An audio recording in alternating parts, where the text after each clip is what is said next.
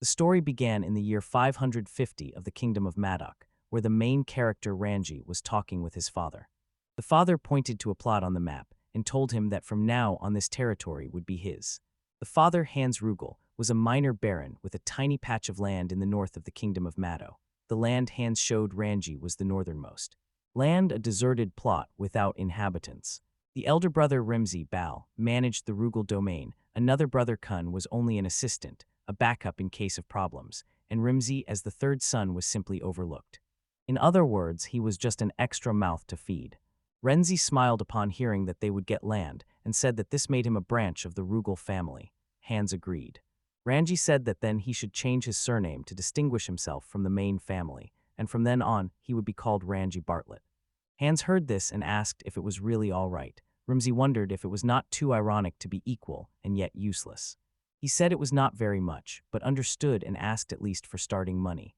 The mother gave him a bag of money and said she had prepared 1,000 rubles. Ramsay calculated in his mind that one loaf of bread cost 1 ruble and decided that as the third son, he would take all he could. His mother apologized and asked Hans if that was all he wanted to talk about. Hans confessed that as a father he felt sorry that he could do so little for him. Ramsay smiled and told him not to worry because he would leave in a week. He left the house and said he was going to the village, and outside the house he thought that he understood that it was meant to be. Because he was a reincarnator, his inner age was much older than 13. Previously he was Shitaro Ikaruga, an ordinary Japanese boy who worked at a black company in the north. One day he died in the most banal way. He was hit by a truck, and he realized that he had reincarnated as Ramsay. Here he had no connections with the nobility, and as the third son, he had almost no chance to inherit the family estate. He could also try to become a vassal of another lord through marriage, but he decided to go to the land that he had received. He decided to cultivate the unoccupied land allocated to him and create his own village. He was determined to do it. It was then that his friend Danny came up to greet him. Danny was the fourth son of the owner of the only tavern in the village. Like Ramsay, he had an older brother and could not inherit, so they got along well. Ramsay also greeted him and asked him to pick up something. He said he needed rye, beans, turnip seeds, an axe, a saw, fabric, and salt, and Danny gathered everything and asked why he needed it at all and if he was going on a journey. Ramsay explained that it was not like that. He was just told to go and given land, so he would live there. Danny was shocked when Ramsay asked if he was okay. He yelled at him and said that he should have informed him earlier, and Ramsay explained that he only found out about it that day. Then Danny asked several questions, such as where the territory was and what its area was. Ramsay answered everything he knew, and then Danny asked him if he had any plans, and he said he hadn't thought too deeply about it, and asked if he wasn't angry that they were born, and threw them away when they became unnecessary. Danny was surprised. Ramsay knew that, like Danny, there were many unnecessary people in the world, and he extended his hand to him, saying that they would make those people eat their words. Danny smiled and gave him a dab. They said they would try. Ramsay was glad to have an ally. Danny asked what he should do, and Ramsay inquired how many people in the village were in a similar situation, and he replied that maybe there were 10, including men and women. He asked him to go talk to these people and say that together they would build a new village. Danny agreed and said he would take care of it. This, they said goodbye and Ramsay said that now he also needed to take care of his part. Returning home, Ramsay and Hans reviewed books and papers. When Hans saw all the information about the land, they gave him more books. He told him that he also had to use this information. Ramsay knew that it was very important to gather information about the area in advance, especially about the weather, because without a map of precipitation and temperatures, they could only guess from the records of neighboring villages. He knew that usually snow begins to accumulate around mid-December, becomes permanent, and starts to melt at the end of February, completely disappearing by April. He wondered if it was roughly the same as in Hackaday. Hans asked if this information helped him, and Ramsay said it did and asked Hans to show him the map, and Hans did so. They both looked and discussed the boundaries of their territories. He pointed to a small river and asked if it could be used as a boundary. Hans said that was fine. Ramsay then asked whose territories bordered this land to the east, west, and north. Hans told him that to the west was Baron Boden. The border was marked by the Beverly Mountains. To the east was the immediate territory of the kingdom, and its boundary was the River Ted. And to the north was Baron Hendrik, who oversaw that region, and there was a wall on the border. Ramsay wondered if he would have enough firewood and drinking water. He told Hans that he was worried about the soil, but he would just have to patiently continue working it. He thanked Hans, said it was helpful, and that he would now return to his room. After leaving the office, we will continue. Sincerely thank you for being with us today. Ramsay entered his empty and neglected room. He sat on the folding bed and said it was time to say goodbye to this room that looked like a storage, thought he only needed to take clothes, a coat, a knife, and a blanket, and that he had hidden 500 rubles in his pocket.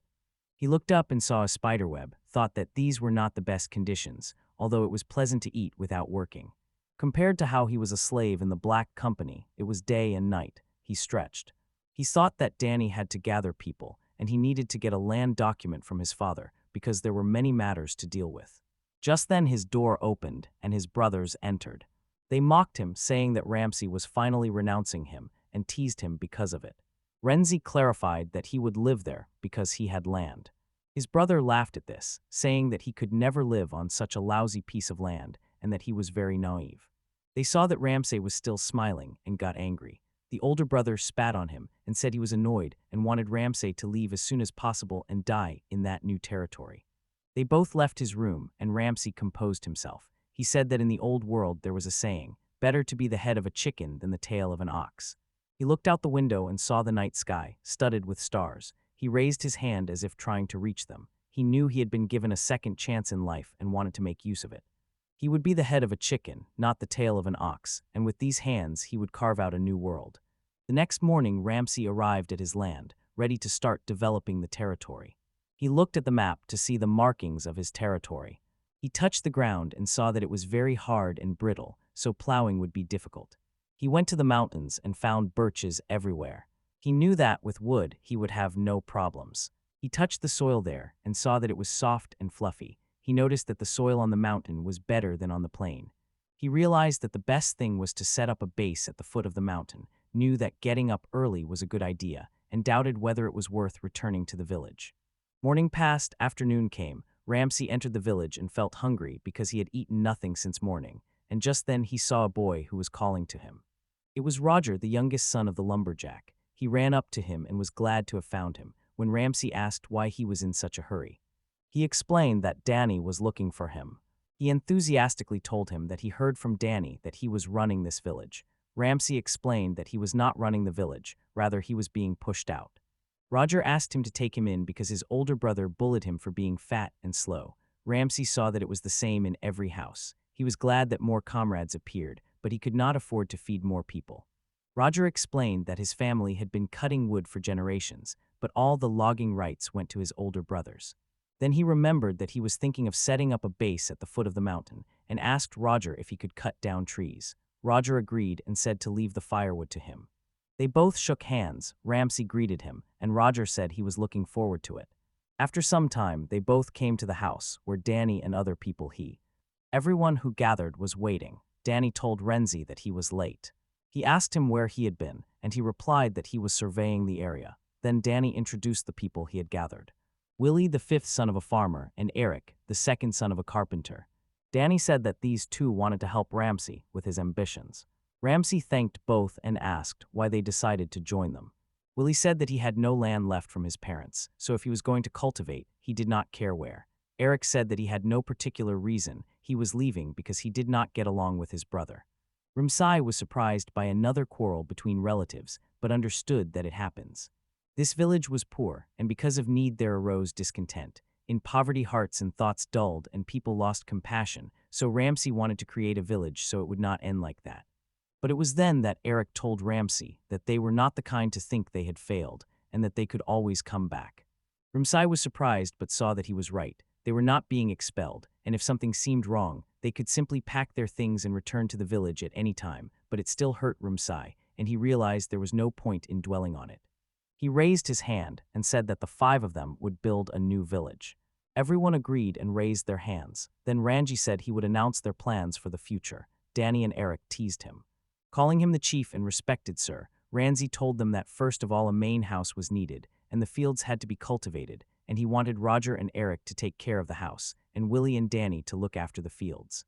Eric asked about the forest and was told that trees resembling birch grow on the mountain. Eric added that if they were building a house, it would be good to have some macarundu. Ramsay said they should look for it on the mountain, and he asked Willie which crop he was good at growing.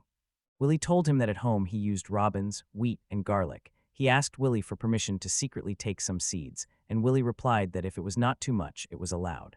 They would start to build a small house from birch and grow rye and beans, which are easy to cultivate, and for water they would first look for a spring in the mountains, and if they did not find one, they would take water from the river.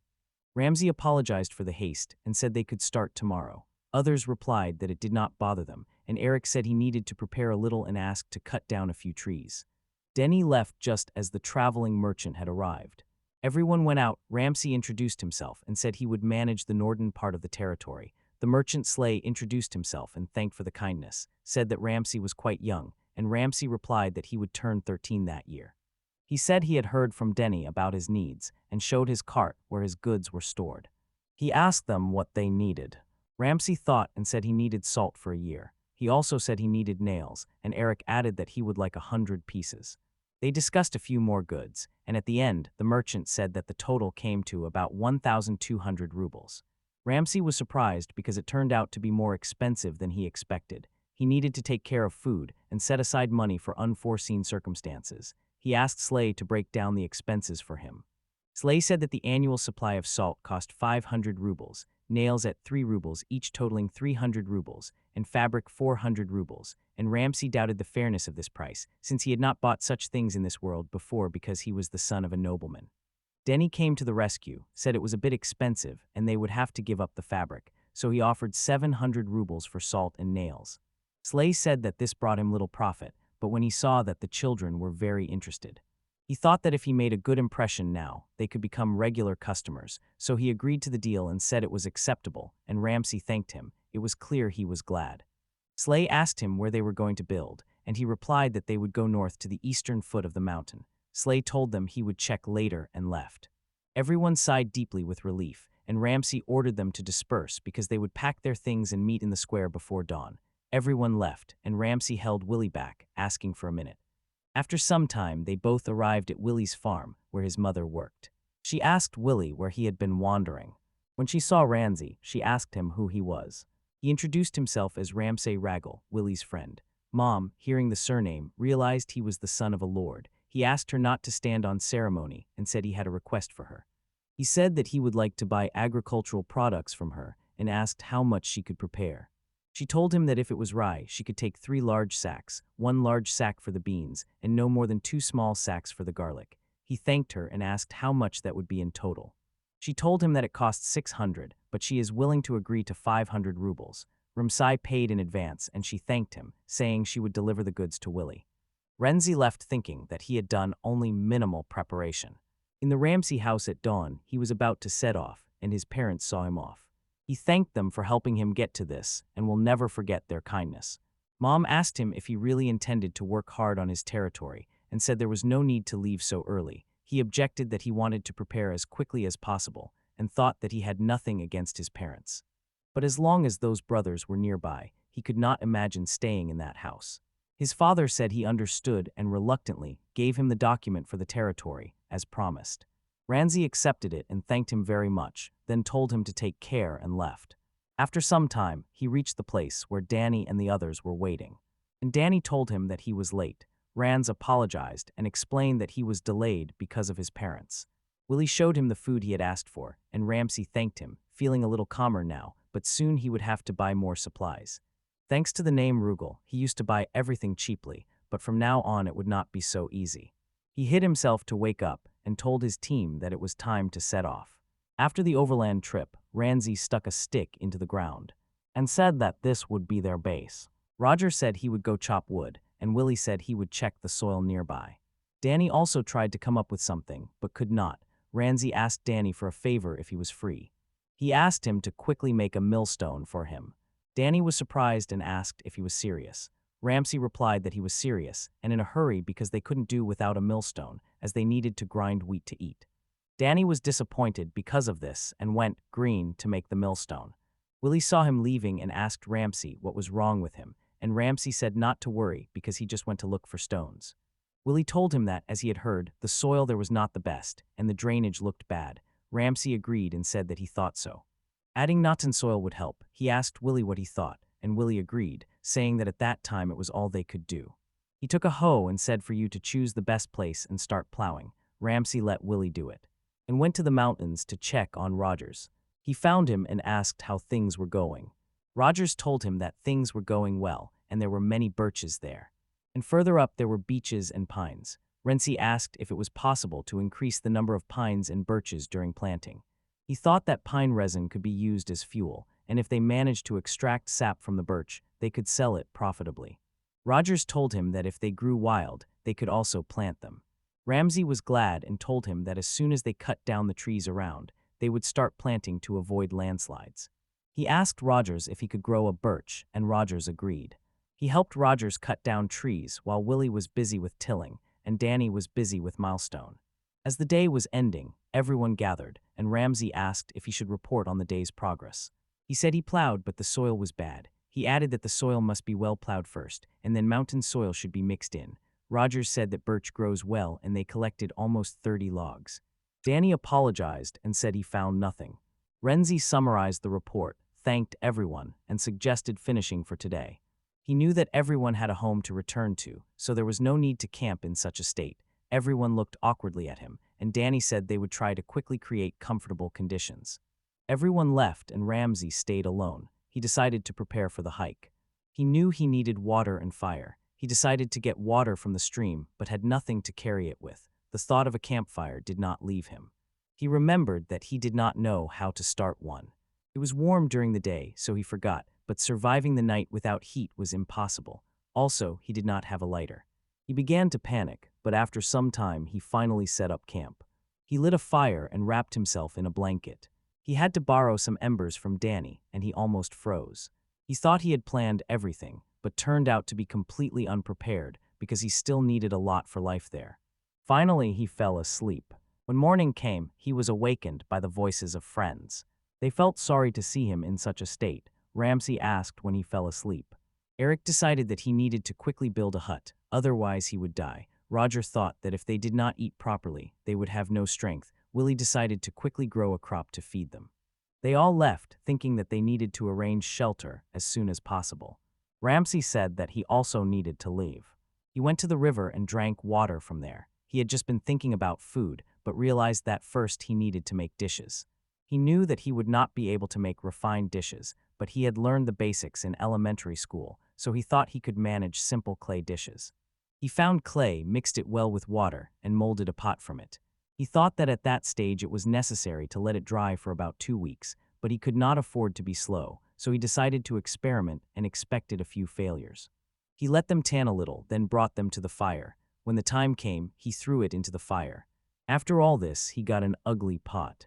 He was disappointed by this, but he knew that he had not let it dry or bake long enough. He also needed to monitor the fire temperature while doing this.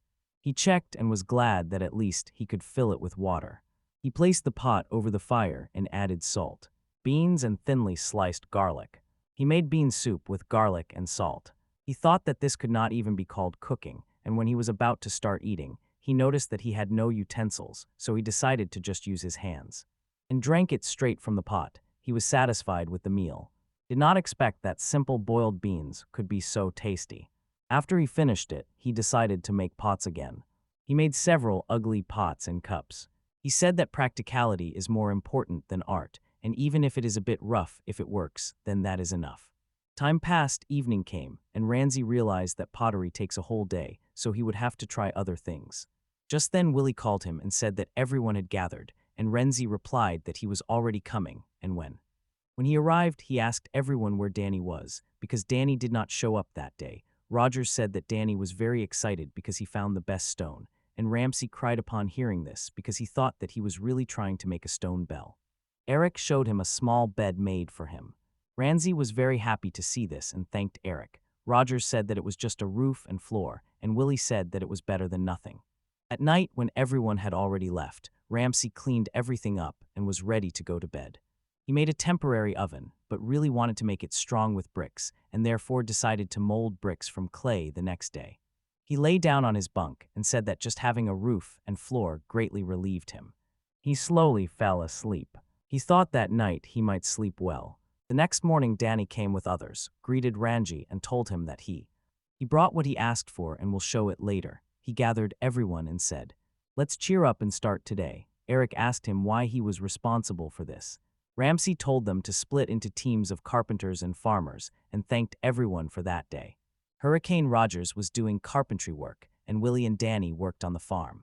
Ranji thought that building their shelter was an urgent task, and they were going to sow rye by mid-April, so he wanted to expand the fields as much as possible over the next 2 weeks and believed that if everyone worked together, they could really do it.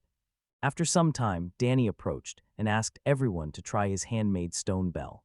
Roger said he voted for it to succeed, but Eric said he voted for it not to work well, and Willie agreed. Danny told everyone not to bet without permission. Ranji said that at least it looks good, and Danny told him not to just say it looks good. Add Ryan and try grinding. They tried it and saw that something was wrong, so they doubted whether it really worked. When it was opened, they saw that it ground poorly and worked inefficiently. Ramsay told Danny that the Nile stone has grooves, showed on the sand how it should be, and Danny replied that it was troublesome and would take a little more time. Other guys wondered who won then. Roger said that it really rubbed, so he won. They all talked among themselves, and Ramsay looked at them happily, thinking that they were gradually making progress and therefore, the real development of their Bartlett territory was about to begin. Time passed and 2 weeks had already gone by since Ranji moved to this territory. He noticed that development was going well, and it really began to feel like a village there. He said that the growth in the number of allies was an important factor. 3 new people joined Ranji in his search. Henry, 15 years old, sociable and lived for painting. Gordon, a 19-year-old guy with a strong sense of justice, and was very caring, and Charlie, 12 years old, younger than Ranji, a bit shy and physically weak. All 3 were children of farmers, so the fields quickly expanded. Ramsay noticed that the village was becoming almost exclusively boys. But now they improved the mill to grind fine flour, then bread and dumplings were their main food. Denny also packed his things and began living in the village, while Ramsay got annoyed at night because of his snoring. But he was glad to see how his territory was developing. The next day Ramsay told everyone that the day of sowing had finally come. He added that Eric is finishing work on the house, so they will divide the work among the 7 and complete it. Willie told everyone to cover the seeds well. The planting was 70% rye and 30% beans in garlic. He asked Willie if they could finish it in 1 day and told Ramsay that if they finished it within 5 days, that would be enough. After some time, Henry said that he wants a girl. He asked Danny to introduce him to the girl. Danny asked about the girl he had already been introduced to, and he replied that she was marrying his brother. He said that he thought that as soon as he had a house among the fields, he would be able to get married. Danny joked that now he has fields but no house. Henry laughed at this, and Ramsay noticed that the absence of women was a problem, because without them, their territory could not expand. Denny asked Willie if he also wanted a girl, and Willie replied that he already had a fiancée. Everyone was stunned when they heard this. Danny and Henry asked him if he was serious and where she was. Willie told them that she was Katie at Peter's. Danny got irritated upon hearing this, said he had been watching her, and asked again if she was sweet, and Willie replied that she was the kind you just want to protect. The joking continued a little longer. Eric returned and tried to say something, but he stopped and asked where the others had gone. Ramsay said they had returned to the village of Rugal to find their dream. Eric was puzzled by this. A few days later, Ramsay informed everyone that the landing was finished, so that day they would go together to explore the mountains. He told everyone that they would climb the mountain in turns to reach the summit and find wild strawberries and mountain vegetables. They set out to look for meltwater. Danny decided to organize a race and said that whoever reached the summit first would win, and Ramsay tried to stop him. But Eric joined Danny and said that in the village of Rugal they called him a sewer rat, so he would not lose in speed, and Gordon remarked from behind, as if asking whether that was supposed to be a compliment. Danny replied to Eric, saying that he was known as Danny, the skirt lifter, and that he would not give up in speed, and Gordon again asked if that was a compliment. Danny answered Gordon and told him to shut up because he was the only one who had a girlfriend. Eric joined in and said they were talking about fun things without him. Gordon tried to escape and be the first to break ahead. Danny tried to stop him, but all 3 ran ahead of the mountain, and Roger saw that they were so fast that he could not catch up with them. After some time, Rangy asked everyone if they had found spring water, and Danny and Eric turned away in embarrassment. Willie and Gordon told him that they had found several places where berries grow, but did not find spring water. Ramsay realized that finding it was not easy. Just then Charlie approached him.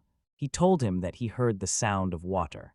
He led everyone to where he found water. They were almost at the foot of the mountain, and Henry wondered if the water was so close. After some time of listening, they heard the sound of water. Danny wondered why they had not noticed it, and Gordon explained that they were making a lot of noise. Following the sound, they finally found the water source. Renzi wondered how to deliver this to the base. If they had bamboo, they could use it as a water channel, but he didn't see any there. He asked everyone if anyone had a rope or something similar, and everyone denied it. Ramsay then decided that they would have to use brute force and lay a path from the source to the base. He planned it first. One person had to go down to a place where the base was visible. Henry decided to do it. Then another person went down and stopped where they could see the first. Gordon decided to do the same. They repeated this process, and finally, Ramsay would draw a line between everyone, and they would follow it and trample a path. He told everyone to clear the annoying weeds to make it easier to move with. Thus they could make a round trip from the base to the source in 5 minutes. Ramsay said that securing the water source was successful. A few days later, Danny was walking through the village of Rugal. Disappointed, Eric met him and Danny asked how things were going. Both were disappointed that another day of flirting had failed, and Danny said he also wanted a girl. Eric said that looking for a girl in that tiny village no longer made much sense and suggested moving to another village. He realized that they would probably be looked at strangely. Danny told him that they needed to finish there already. After some time walking, they heard a noise. It was Ramsay's older brother, Paul, who was asking his worker what his stupid brother was doing and why he hadn't killed himself. Danny saw this and recognized Paul as Ramsay's brother. Paul's workers said that everything was going well in the village of Ranji. He was helped by fewer than 10 people, and all of them were third or fourth sons who could not inherit the family property. Paul got angry upon hearing this, said that Ranji had trespassed on his territory without permission, and promised to deal with him. Eric told Danny that Ramsay had officially received land from their father, and that was what was bothering Paul. The worker asked Paul what they should do about this, and Paul said that he just needed to burn the village. Eric and Danny were shocked by what they heard. They rushed to Ranji to tell him about it.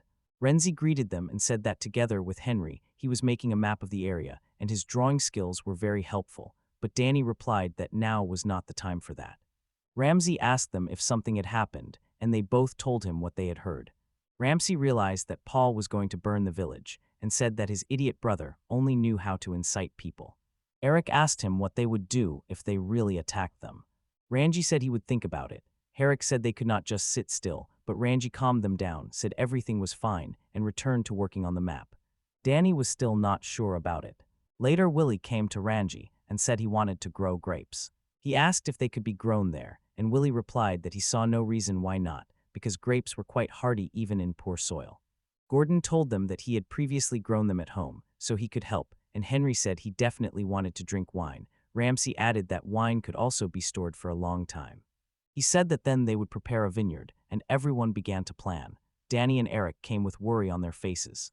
Renzi saw this and asked everyone to take care of the rest. Gordon and Charlie said they would manage. Ramsay left them and approached Danny and Eric, saying he was busy planning. Danny said he knew they were asking about Paul. Ramsay told him that he thinks everything will somehow work out.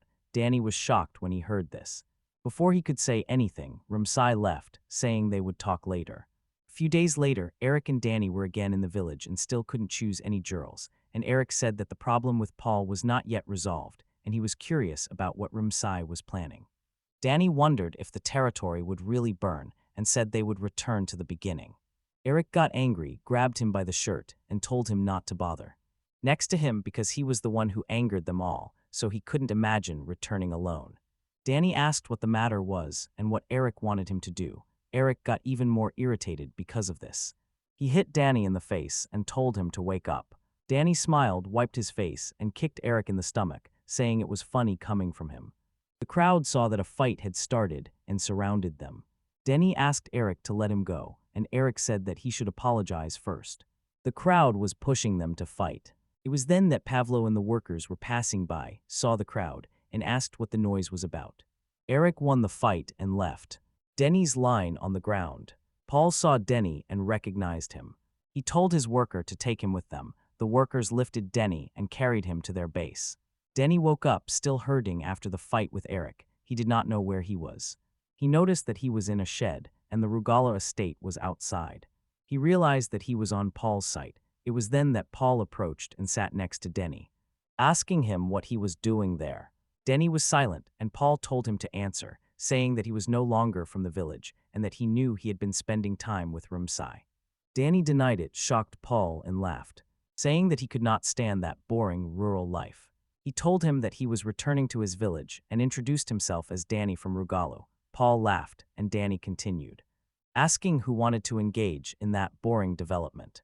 Paul asked Danny to join them. His workers said that Paul had the best place to drink well and meet many beautiful women. Danny was delighted to hear this and said it would be wonderful. Paul smiled and thought that he had found a weak spot in Ramsay's camp and needed to take advantage of it. He extended his hand to Danny and said that it was agreed. He would look forward to the opportunity to work with him. Danny shook his hand and agreed to the deal. A few days later, Danny enjoyed drinking and women and said that this is life. He said that the best thing is to drink during the day with lovely girls. Paul looked at him and said that it was time to break Ramsay and his gang. The workers asked if the time had finally come and if they were ready to follow Paul. Danny told Paul that it was still too early to say whether they would do it. They could also wait until autumn. Paul was confused by this and asked what he meant and if he intended to show mercy to them. Danny objected, saying that they were working hard right now, sowing wheat and beans, so it was better to wait for the harvest and take everything at once. Paul agreed to this. He said they would wait until autumn. By that time, he would prepare to break them. His workers were glad to hear this. Again on Ramsay's territory, Roger approached Ramsay and asked if there was any problem. Roger told him that there was not. But he had not seen Danny lately and did not know what had happened to him. Ramsay tried to hide this, saying that he had been busy courting girls, and he would not worry too much about it. Roger laughed and Eric looked at them anxiously, then approached Ramsay to say something, but Ramsay stopped him and said it was all right because he was already thinking about the next move. He said that they would go to meet Baron Hendrik. He informed them that he was heading slightly north. Everyone was surprised to hear this. Charlie asked if the north belonged to Baron Hendrik, and Ramsay confirmed this, saying that he planned to sell the timber that the village did not need, that the largest town there was Hendo, the Baron's capital, and that he had already loaded the logs onto the cart and was ready to leave. Herrick asked if this was the next step he had mentioned earlier, and Ramsay confirmed it. Then Herrick inquired if Ramsay was going to the town, and if he could also buy nails, to which Ramsay replied that he would buy them along with some rye bread. The road to Hendo took about half a day, so he thought he would return the next day. Katie, engaged to Willie, was also there, and Ramsay told her that he was counting on her to take care of the food for everyone for some time. She understood and he set off. After several exhausting hours, he thought that pulling the cart alone was harder than he had imagined, and his spirit faltered. After some time, he finally saw the town of Hendo, having spent twice as much time as expected, and realized that going alone was a mistake. He should have asked for help. When he was approaching the town, soldiers stopped him and asked what he wanted. They noticed that he was from the lumber warehouse. Ramsay said that he was here for the first time and asked where the store that buys lumber was. The soldier gladly told him to just go through the gate and turn left. When the soldier opened the gate for him, they told him not to be afraid. When Randy saw the city, he was shocked to see such a lively place and said it was no wonder because it was the Baron's capital. He was looking for the lumber store and finally found it. When he arrived there, the shop owner greeted him and saw that he had come to sell firewood. He examined the word and said, he said that the quality and quantity looked good and offered him 1,000 revenue. Ramsay thought about it and asked for more, saying that transporting it all the way there was troublesome and it was in excellent condition. The owner argued and asked for 1,200 revals, saying that was his limit, and Ramsay agreed to that amount. And the master gave him a sack filled with reval. Ramsay and Tinkton left. He thought about what would happen next. He came to the seamstress and said that he would like to have a suit made for him. The woman inside asked what he wanted, and he replied that he needed decent clothing for a meeting with the Lord, but without unnecessary expenses. The seamstress said she would sew it from the cheapest linen for 200 rubles, and Ramsay agreed. She took his measurements for the suit. He asked when it would be ready, and she replied in about 3 days. He left the shop and headed to the residence of Baron Hendrix. He told the guard at the entrance that he was a messenger of Baron Hans Ragel and that his master wanted to meet Baron Hendrik. The guard heard this and asked him to wait a bit as they went inside. After some time they returned, apologized for the wait, and told him that the Lord was very busy and would have some free time in 10 days, so he asked if that would be acceptable, and Ramsay agreed, saying that his master would be satisfied. He happily left from there. He thought he had chosen suitable clothes for the meeting with the Baron and arranged an appointment. Now all that remained was to buy the necessary things. After buying nails, rye, and salt, he loaded them into the cart and was ready to set off. He saw that it was already dark and could not afford to spend money or stay in the city overnight, so he decided to endure and return at night.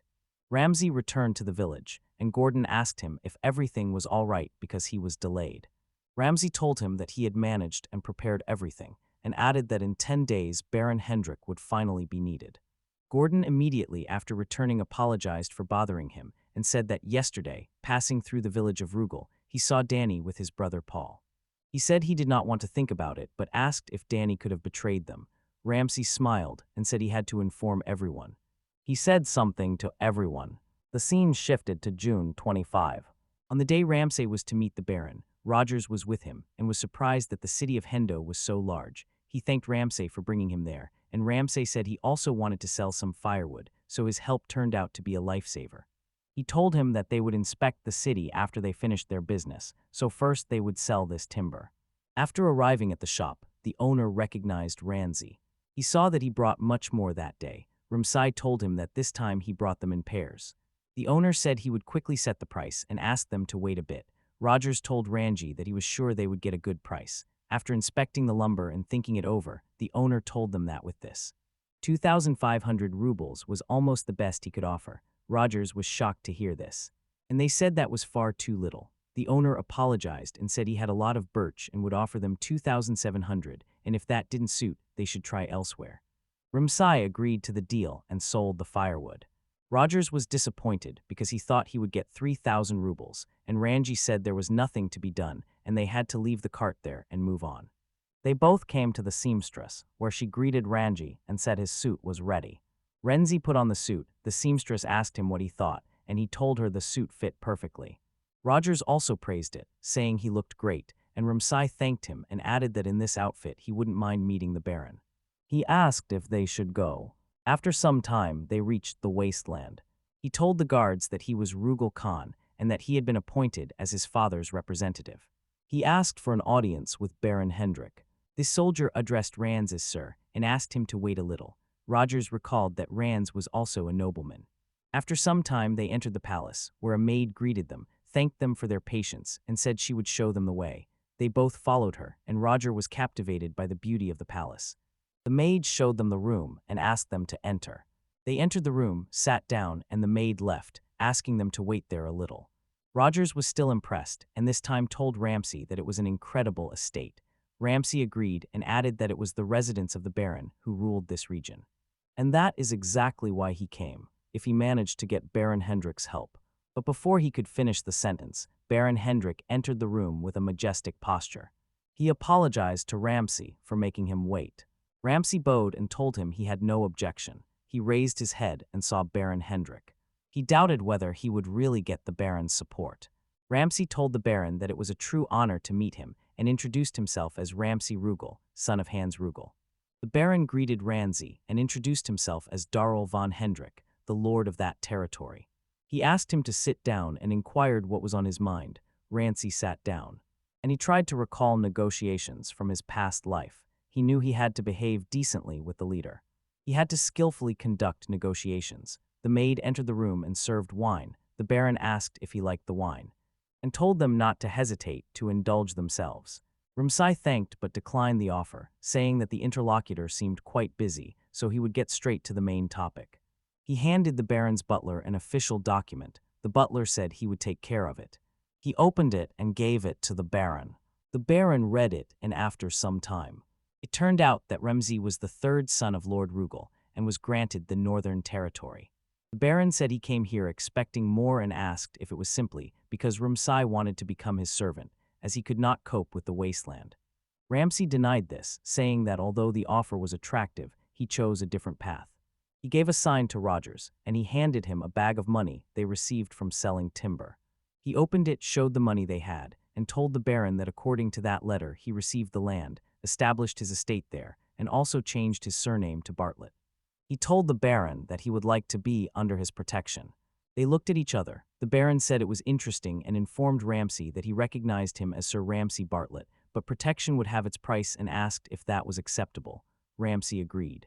The Baron inquired about the size of his village. Ramsay replied that it was not exactly a village, but rather a settlement of about 10 people. The Baron told him that they would pay the Hendrik family 30,000 rublets annually, starting from the next year. Ramsay was shocked when he calculated that he had to set aside 2,500 rubles monthly. At that time, they only had wheat and timber, but there were few trees on the land, and the planting rate was slow, plus there was a shortage of labor, and he hoped the Baron could reduce the tax a bit. But even before he could ask, the Baron immediately said that not a single kopeck would be taken. Ramsay sighed, thinking that in difficult times one must resort to extreme measures. He told the Baron that he accepted those conditions. The Baron said it was a reasonable decision. His valet gave him paper, and he began writing an official order, asking if that was all he needed. Ramsay objected, saying he wanted one more thing. He asked the Baron to inform Lord Rugal that they would not interfere. The Baron was surprised. Ramsay explained that his father officially granted him the land, but the elder and second sons of House Rugal were dissatisfied and allegedly planned to set fire at the right opportunity. The Baron understood this, said that a decline in tax revenues was undesirable for them, and informed him that he would prepare a letter immediately. Ramsay said that he also needed a copy in case someone wanted to invade his territory. He wanted to explain that if they destroyed the invader, they would not be held accountable. The Baron understood this and told Ramsay that he would tell them not to attack, because violating this order is severely punished. He signed the letter and handed it to Ramsay. He said that he would inform Lord Rugal himself. Ramsay thanked him and left. He and Rogers left the palace, and the Baron watched them from the window. He asked his butler Anthony what he thought about it. He replied that it was ridiculous to think that such a small amount could buy them. The Baron told him not to be so harsh on them, because they were just desperately trying to survive. He added that a nobleman must be able to endure such things. He told Anthony that his loyalty to their house was commendable, but sometimes it went too far. Anthony apologized. He said that the increase in tax revenues was indeed pleasant, and the Baron agreed that if signing a few letters brought in 30,000 rubles, it was not a bad thing. He did not expect much and wished Ramsay success. After leaving the palace, Roger said that he was very hungry. Ramsay said that as a thank you for the company, he would treat him. Rogers was very happy and began looking around for food, saying that he wanted shashlik, soup, and bread. Ramsay bought them, and when Roger started eating, he warned him not to choke. During the meal, Ramsay noticed that a weak child was watching them. Rogers asked what was wrong, and when he saw what Ramsay saw, he also became upset. He asked him if they could do something. Ramsay said he really wanted to help, but he couldn't. Ramsay approached the child and asked if his stomach was getting smaller. The child nodded. Rogers gave him soup. The child looked at him in surprise, and Rogers told him that it was very tasty, so he should eat it while it was warm. The child began to drink the soup, and Ramsay thought that for Rogers, a glutton, this was already too much, but even if they satisfy their hunger here, it will not solve the main problem. Ramsay asked the child if there were many like him in that city. The child nodded, and Ramsay pondered. He asked Rogers if he wanted to help them, and Rogers replied that he could. Someone could help save those children. Rogers agreed and said he would do everything to help, and then Ramsay decided and thanked Rogers. He gathered people in similar situations near the lumber warehouse and went shopping. Roger went around different parts of the city with the boy, gathering people who had no home, job, or food. Ramsay went to the store and bought something. After some time, Rands came to the sawmill and saw a crowd there. He met Rogers and praised him for the work because he had gathered quite a crowd. Rogers said that this only showed how many people needed help. Ramsay knew that in the shadow of that wealthy city Hendo, many hungry people suffered and had no one to help them. He thought that if they were accepted as citizens of the Bartlett territory, they could save everyone together, and he loudly asked everyone to listen. He introduced himself as Ramsay Bartlett and said that he was the Lord Baron of the Bartlett barony south of the Hendrik territory. The crowd was shocked by this. He told them that his territory chronically lacked people and promised that if they cooperated, they would have enough food. The crowd began discussing among themselves. One woman raised her hand and asked what exactly. Ramsay explained to them what exactly needed to be done. That if they worked honestly in Bartlett, got married and started families and simply lived fully, it would contribute to the development of the territories. The women asked if that was all. Ramsay told them that later they would have to pay taxes, but now he needed their help in building the village. An old man stepped forward. And they said they did not need such an old man like him. Ramsay looked at him and asked his name. The old man said his name was Archbold, showed his leg, and added that it was sick, so he might not be able to help with the project. Ramsay wondered what had happened to his leg. He asked Archbold if he had combat skills. Archbold was surprised, said he understood, and added that he had once been a fairly experienced mercenary. Ramsay saw a scar on his knee and said that he was probably a valiant warrior, added that there were no fighters left in his territory, and asked him to teach everyone there. Archbold said he considered it an honor, and if his old friend could help, he would gladly do it. Ramsay thanked him and told.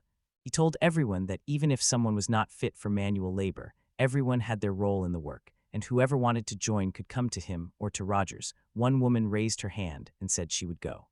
Slowly everyone agreed, and Ramsay began making a list. After some time, he saw that there were 73 people there. He told Rogers that they would meet early the next morning and set off immediately, so they would make it by night. Rogers said that there were children and elderly people with them, so no one should be overloaded. Ramsay told him that he himself would return first. Roger was embarrassed by this. He explained that he needed to talk to everyone in the village first, because if he suddenly returned with a crowd, it would cause chaos. Roger agreed and sadly stayed aside. Ramsay told him that he was counting on him, and Roger replied that he would do his best. Ramsay thought that there was a chance to develop the village, but he did not know how to explain it to everyone. Now it was June 26, and Ramsay returned to the village. Willie greeted him, and Ramsay asked him to gather everyone for him. He told everyone that during this visit Baron Hendrik recognized him as a viscount, so the Bartlett territory was now under the protection of the Baron. Henry and Eric were glad to hear this. He said that he also heard that Paul and his group were planning an attack, and asked again if it was related to the incident a few days ago, and Eric replied that it was nonsense. Ramsay told them that everything was settled, because on the way there was a letter from the Baron to Lord Rugal forbidding any interference, and if they violated it, they would face severe punishment, so there was nothing to worry about. Eric was glad to hear this, and Gordon saw that Eric was especially worried about it. He informed them of the bad news, that for the Baron's protection, they would have to pay 30,000 rubies every year. Everyone was stunned and worried when they heard this, and Ramsay tried to calm them down, saying that on Rugala's territory the sum was twice as much, 60,000 rubles, that it was less than last year, and that they were released this year so everyone could unite. He told them that there was one more thing, although it was not entirely bad. Eric asked why he hesitated, and Willie ordered him to finally say it. Ramsay reported that a large number of people were entering this space. Everyone was puzzled. He told them what had happened, and Willie said that Roger and Ramsay were enchanted by those beggars, while Henry and Gordon doubted it a little.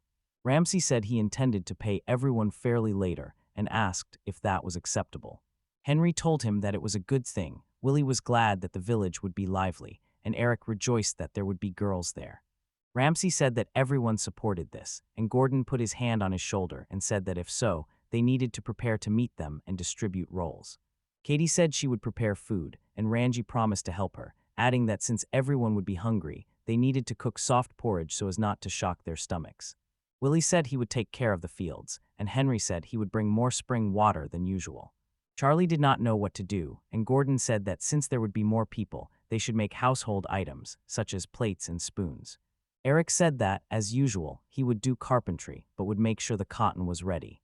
Ramsay asked if they had built several houses for everyone, and Eric replied that they were not finished yet, but with more people, the work could be accelerated. Willie asked Ramsay when Roger and the others would arrive, and Ramsay told him they would leave early, so they should arrive in the evening or possibly at night. Charlie and Gordon couldn't make the dishes in the correct shape, so Katie decided to help them. Night fell and Henry tried to find them, but saw no signs that anyone was coming. Ramsay wondered if they had gotten lost in the darkness and whether they should go to meet them, so Gordon and Eric suggested going. They were looking for them, and Eric asked if they would really come. Suddenly they heard some sound and saw Roger with people behind. Roger waved to them, and Ramsay said he was late, so he was worried. Roger said the carriage was very heavy and asked Eric to switch with him. But Eric was busy flirting with women, asking if she was okay and welcoming her to his territory. Gordon reprimanded him. Ramsay asked if anyone felt sick or injured, and Roger said they were fine.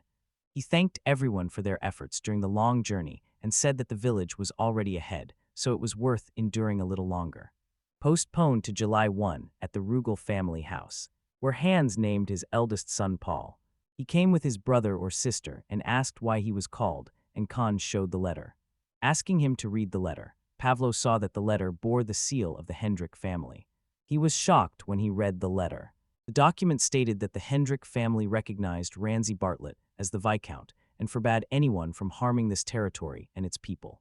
Pavlo got angry about this, asked the workers what it was, and said that they must protest.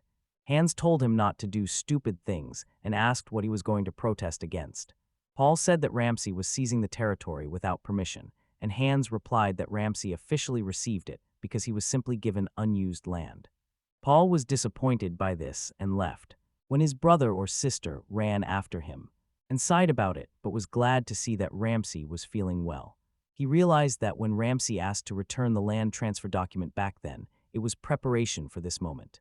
Even though he was his son, he was impressed by his foresight. He went to inform Helena, his wife, about it. Paul was at home and drinking. He was angry that he was so close to breaking into Ramsay's place and was ready to destroy everything in his path.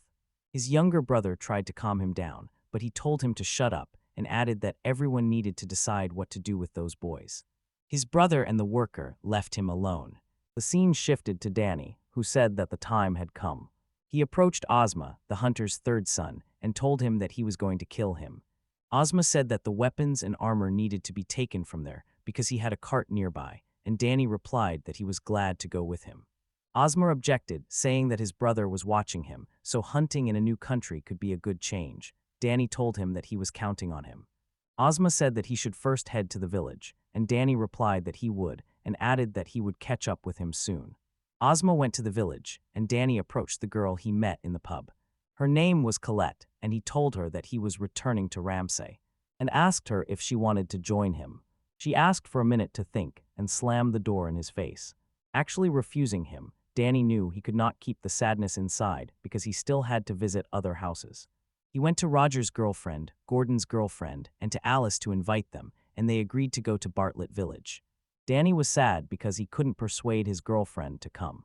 In the morning, Danny slapped Renzi to wake him up.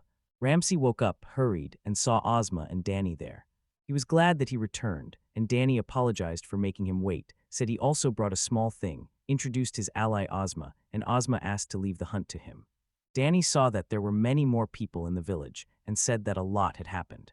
Gordon approached and hugged Danny, said he was shocked when he heard that he had betrayed them. Danny apologized and explained that to deceive the enemy, he had to mislead his own team, but the time he won helped them. Eric came up and asked what was on the card he brought, and Danny said he gathered all the weapons Paul prepared, and that should be enough to keep them quiet for a while. Ramsay praised Danny, said he was very reliable, and he smiled in response. Ramsay also asked him to lead the local soldiers there as captain. He agreed, but then he realized he was wrong. Renzi called Archibald and introduced him to Danny, saying he was a candidate for their captain position. He said he wanted to train them hard and ordered Danny to listen carefully to Lord Archibald. A worker woke Paul up. Tell him that Danny and Osmo cannot be found anywhere. Paul was very angry about this and demanded an explanation of how they could treat him like that. He swore that he would finish them off. It was July 3rd, and 4 months had passed since the creation of Bartlett territory. The population was growing, and life was bustling in the village. They also started a register for those who moved from Hendo and recorded names, age, and gender to track harvests and labor contributions.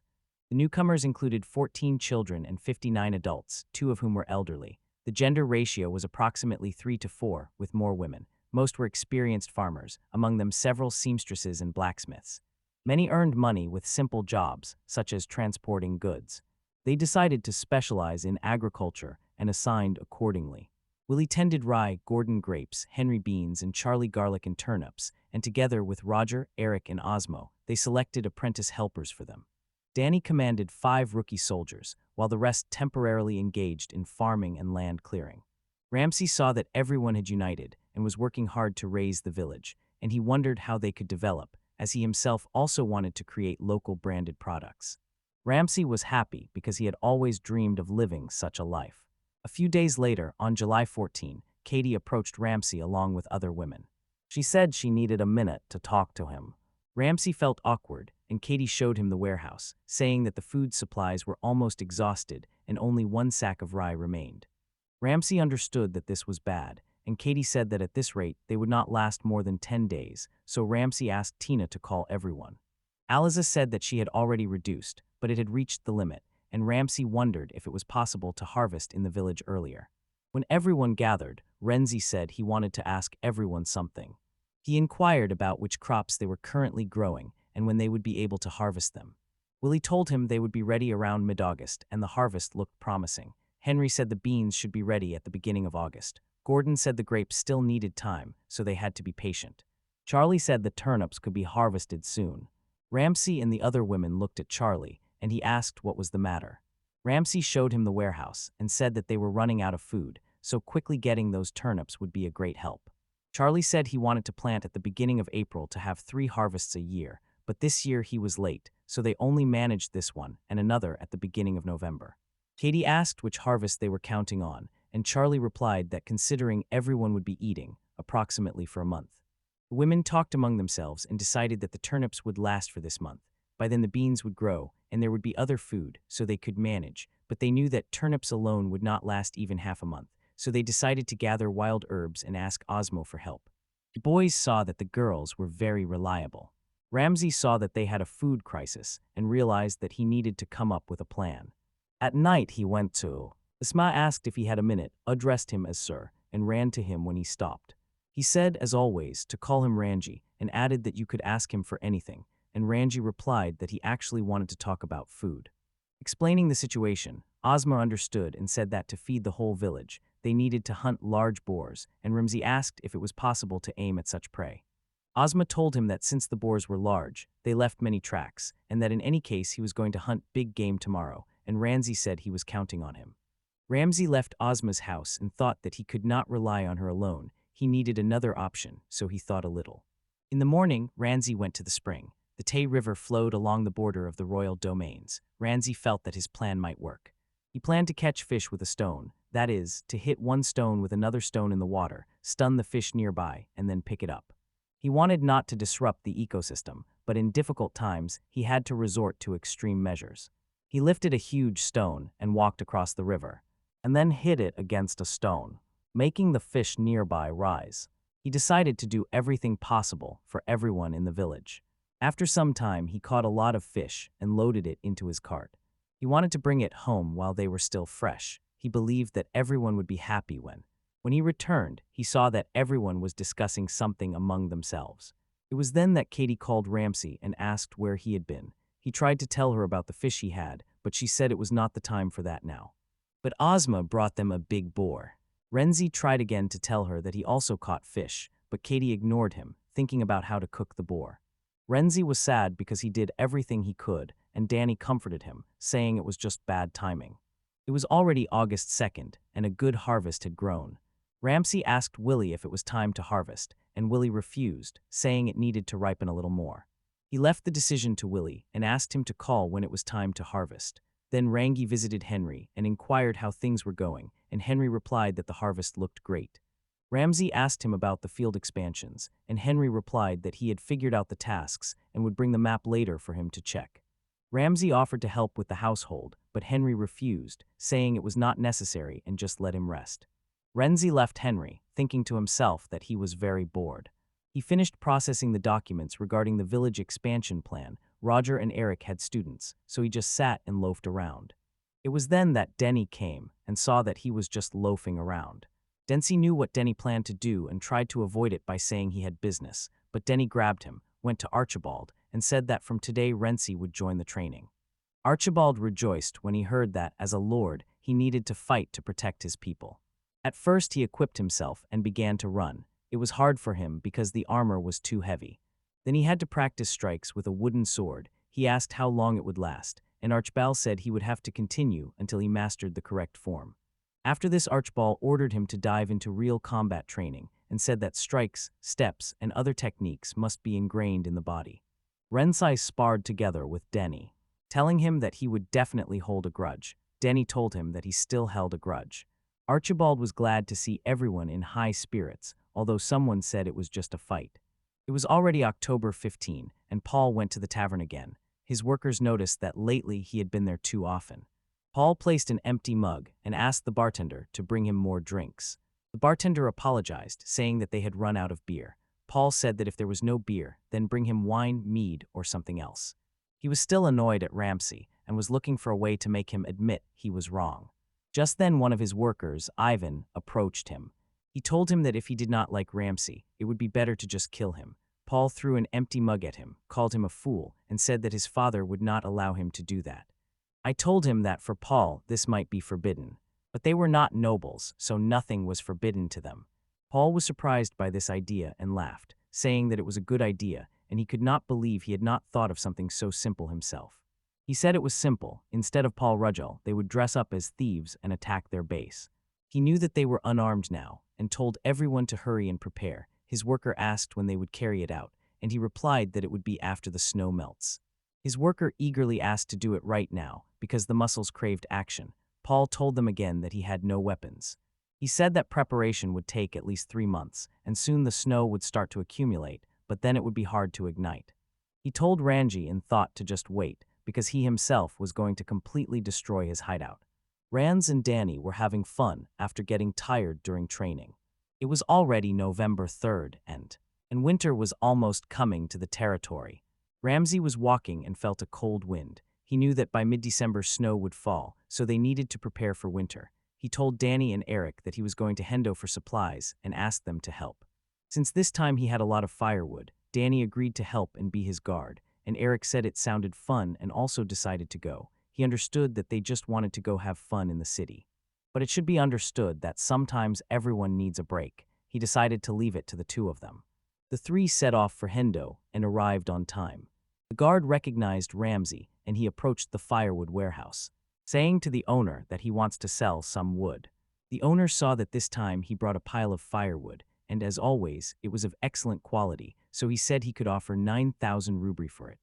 Ramsay thought to himself that birch was unnecessary, so bargaining would be difficult, and then Denny told the owner to name a round sum of 10,000 rubars. The owner said he could not hold out and agreed to that price. Ramsay was stunned. They approached the owner and said that he told them that day he had too much birch, so they wanted to find out what happened, and the owner barely spoke, and Ramsay ordered him to give everything and promised to come again. The owner said the sensation was Lord Hendrik from the borderlands. He accumulated all the wood, leaving them without supplies. That year he brought almost 3 times more, and that is why he sought to stockpile as much wood as possible. Ramsay was surprised, and Denny thanked the owner. As they were leaving, Denny asked if the lord's estate consumed that much firewood. Ramsay replied that it was a large estate, and Denny said that Ramsay should have raised the prices. Ramsay said that if he had not found out, this information would not have surfaced, and he noticed that Eric saw something. He asked him if he wanted something. Eric said no, and Ramsay saw that he was looking at the coal. Denny noticed that coal was very expensive, and Ramsay said it was because winter was approaching, so demand was increasing. Eric asked if it was possible to make charcoal on the territory of Bartlett, and Ramsay agreed. Recalling a TV show from the past, where an idol group built a kiln for making charcoal from scratch, Ramsay told them that they could do it. Eric was delighted and suggested making the charcoal themselves. Danny said that it might not make sense, and firewood was quite suitable. Eric told him that charcoal sells for a high price, and Danny said they could just buy charcoal at a good price, because making it was a waste of time and effort. They argued a little, and Ramsay tried to break them up, saying that both sides had valid arguments. He told him to wait for a while, and when Eric asked why, he explained. First, even if they could make charcoal, if it was undercooked, it could explode and become dangerous to use. Also, there was no difference in burn time between firewood and charcoal, only in whether it smoked. To avoid poisoning, it was better for the smoke to be visible. Eric understood, and Danny praised him, saying he was unexpectedly well-informed, Rana. They said that if they had extra, they could try to make a few because it was good for learning. Eric was delighted and said they needed to finish shopping quickly. And everyone agreed after buying a lot of things. Danny asked if they really needed to make such large supplies, and Ramsay replied that they did because food was running out very quickly. Eric was disappointed to see that rye had been brought and said he wanted wheat. Danny said that growing rye in the village was easier, but suggested simply buying wheat. Ramsay told them that rye was cheaper than wheat, and then they needed an amount that suited her. Moreover, rye was more nutritious. Eric and Danny were surprised to hear this. Ramsay thought that in a world without hospitals, if someone got sick, they either recovered on their own or died. He wanted them to stay healthy. He said to gather their things and return to the village, and everyone agreed. After loading, everyone realized that everything was very heavy because they had taken too much. Eric asked when they would return.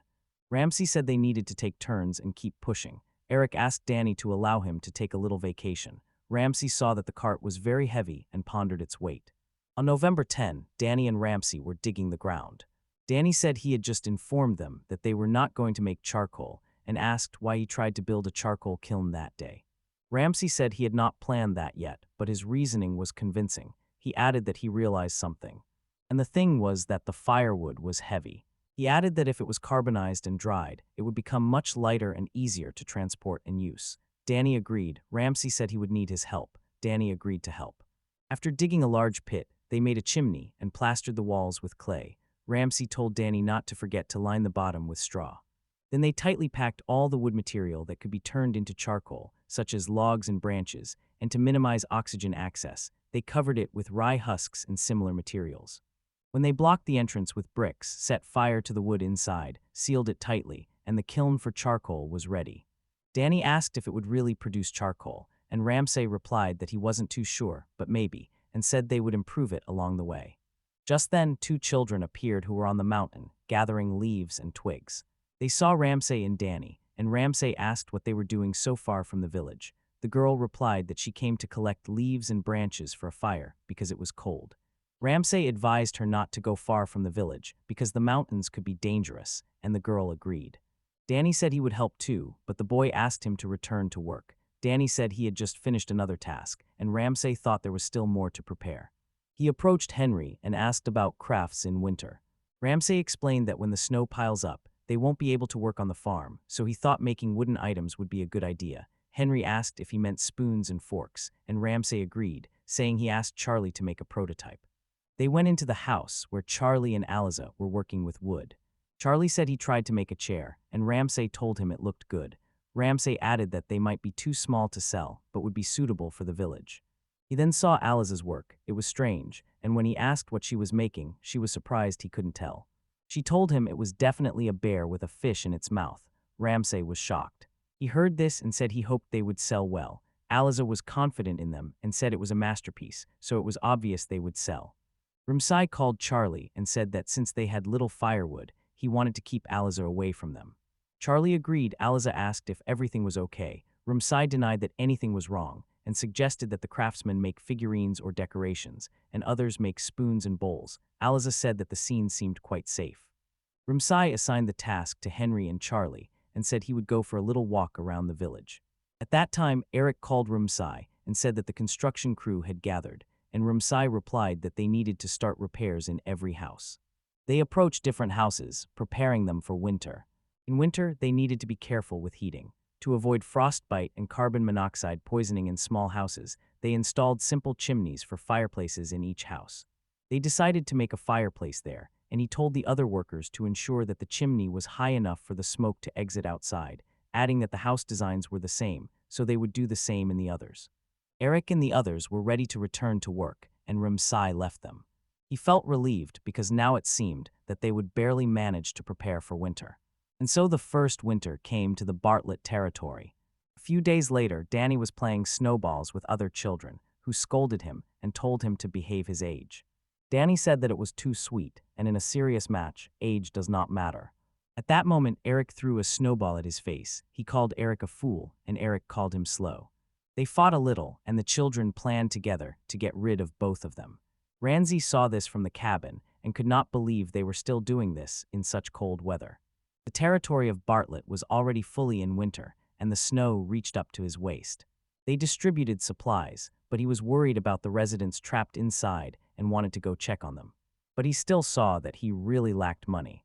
Due to the need to pay taxes to Baron Hendrik, they had to ensure a stable income, and he thought about how they could earn money. He saw that there were 2 options. The first was to increase productivity and sell a bunch of goods. We knew that relying only on human labor was impossible, so they needed to optimize agriculture and forestry. He thought about tractors and chainsaws and realized that with their equipment, he could only come up with things they would not be able to prepare for, so this method would not work, and he moved on to the other option, which increased the value of the products themselves. He tried to find something that could be sold profitably. He knew that the grapes were not yet ripe, and there were not enough animal hides, but rye, beans, turnips, and wood could be sold, and probably rye was the most needed.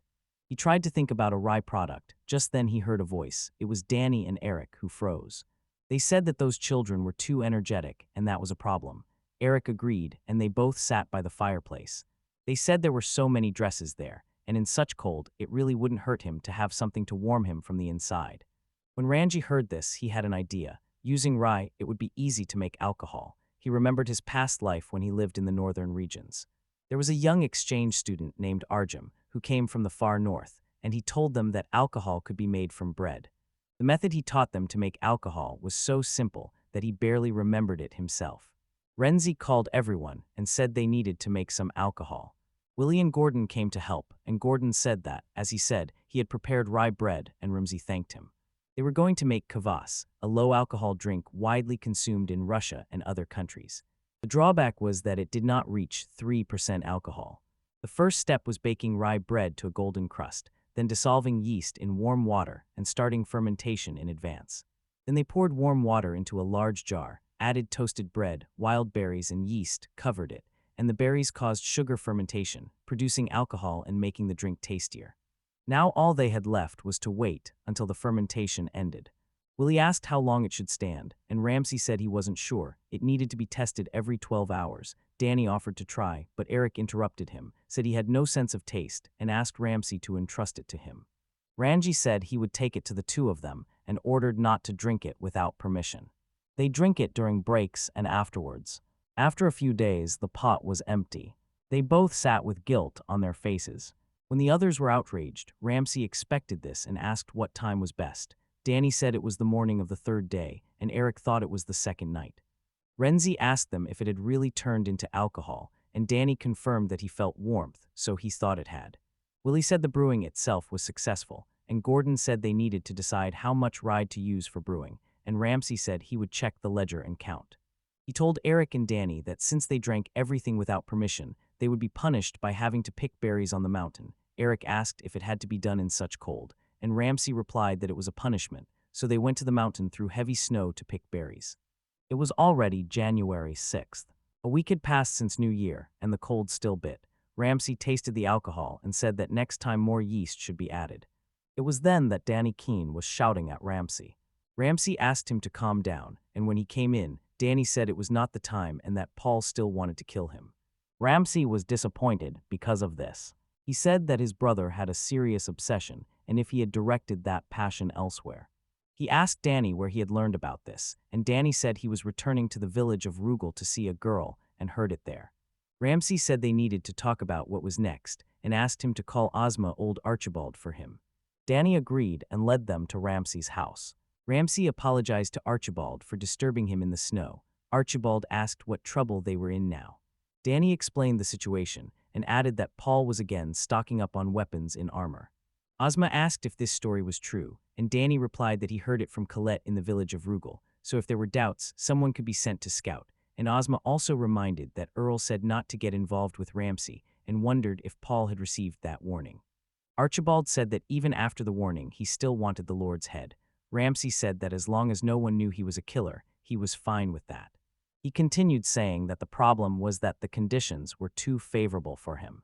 Danny asked about it, and he was explained that Paul's condition for victory was to eliminate him, and if Paul was caught or killed, he would lose, and they only needed to fend off Paul with minimal losses.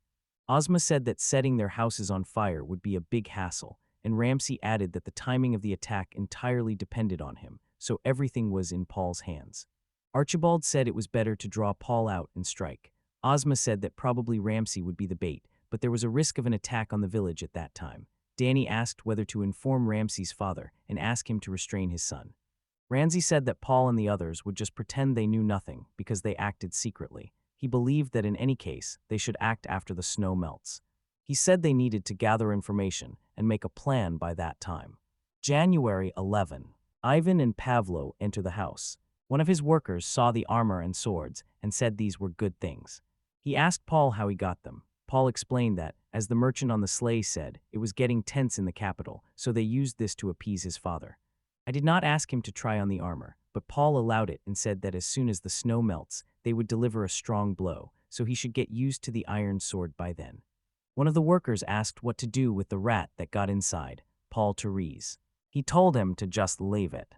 He knew that Ramsay's allies had infiltrated the village of Rugal, but they said they came to visit their parents and could not simply be driven out, so it was better to focus on strengthening their own forces, because his main goal was to overthrow Ramsay, and he was not interested in the other villagers as long as they did not interfere. He said he would leave his weapons and armor there and ordered his worker not to lose or steal them, because if something happened again, he would make them pay for it. This frightened the workers. Ivan went outside because Pavlo ordered him to take the gate to Tom and John. He said that Paul was very demanding because he had to carry this heavy bag in heavy snow and rain. He approached Tom and knocked on the door, asking if he was home. He saw the light and realized Tom was there, so he knocked harder. Tom opened the door and apologized. He said he was just drinking and asked if he wanted to join. Aiden replied that he would join for a while. Tom invited him inside, and then Aiden noticed another person. I even asked who it was, and Tom told him it was his friend. That person was Henry. He introduced himself, said he brought some drink, and added to Aiden that he was glad to meet him. He told them that the drink was called kvass, and it was not the best, but good enough to get drunk. Then he saw Ivan with the bag and asked what he was carrying. Aiden got nervous and thought that he couldn't talk about it with outsiders. He told Henry that the capital was supposedly tense and there might be a draft. Tom got scared and asked if it was true. Biden said that he also didn't know much, and Paul told him about it. He handed the bag to Tom, saying it was for him, and drank a glass of glass. Saying that it was surprisingly good, Henry agreed, and Aiden said he couldn't drink since Paul started causing chaos. Henry asked how much they would pay for the drink. Ivan said he would give him 3 rubles for a mug because 5 was too expensive. Ivan and Tom started laughing and having fun with each other, and Henry thought their plan was working. The action moved to Hendrik's palace, where he asked his butler about the king's health. His butler told him that he looked bad, and it was probably only a matter of time before he died, adding that the issue of succession was intensifying. Hendrik said that the rivalry for the throne between the prince and the king's younger brother was very exciting. The current King Madoc V was aging and on the verge of death. The struggle for the throne was intensifying between Prince Emo and his much younger brother, Duke Ignis. Hendrik knew that the legitimate heir was Prince Emo, but the butler interrupted him and said that the prince passionately supported the empire. They saw the map of the Pinjar Empire and knew that he had already married a princess from the western Pinjar Empire and they already had children. And Hendrik said that if this continued, their kingdom could be swallowed by imperial ambitions. The butler asked if they should continue supporting Duke Ignis, and Hendrik said that the empire recognized no faith except the Holy Divine Church, and this was a serious problem. He wondered what step they should take. The butler asked him what the plan was, because he must have had something in mind, and Hendrik laughed, seeing that the butler already knew. He said he wanted to take advantage of the chaos to expand his territory. He said he was going to attack Baron Borden. The butler understood and said that Baron Borden was also for the empire, because he married an imperial noblewoman and, as they heard, made a considerable fortune in trade, so he asked why he was supposed to invade. And Hendrik said that he would do it from scratch. Now it was February 18. Ramsay was walking and saw that the snow was finally melting, but the ground was still slippery. He needed to go shopping in Hendo because he had used more rye than expected for casting research.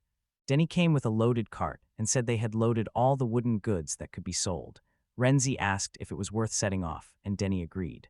After walking a bit, they took a break, and Denny asked him where they could sell wooden products. Because this time they could not sell to their usual lumber supplier. He asked him if he had any leads, and Ramsay said he hadn't thought about it. He said it was best to ask someone who knows the city well. They went to Hendrix's residence, and Ramsay told the guard that he was Ramsay Bartlett and would like to meet Mr. Anthony. The guard went inside to call him, and Danny got angry, saying that this was Count Hendrix's estate and you can't just enter here like that.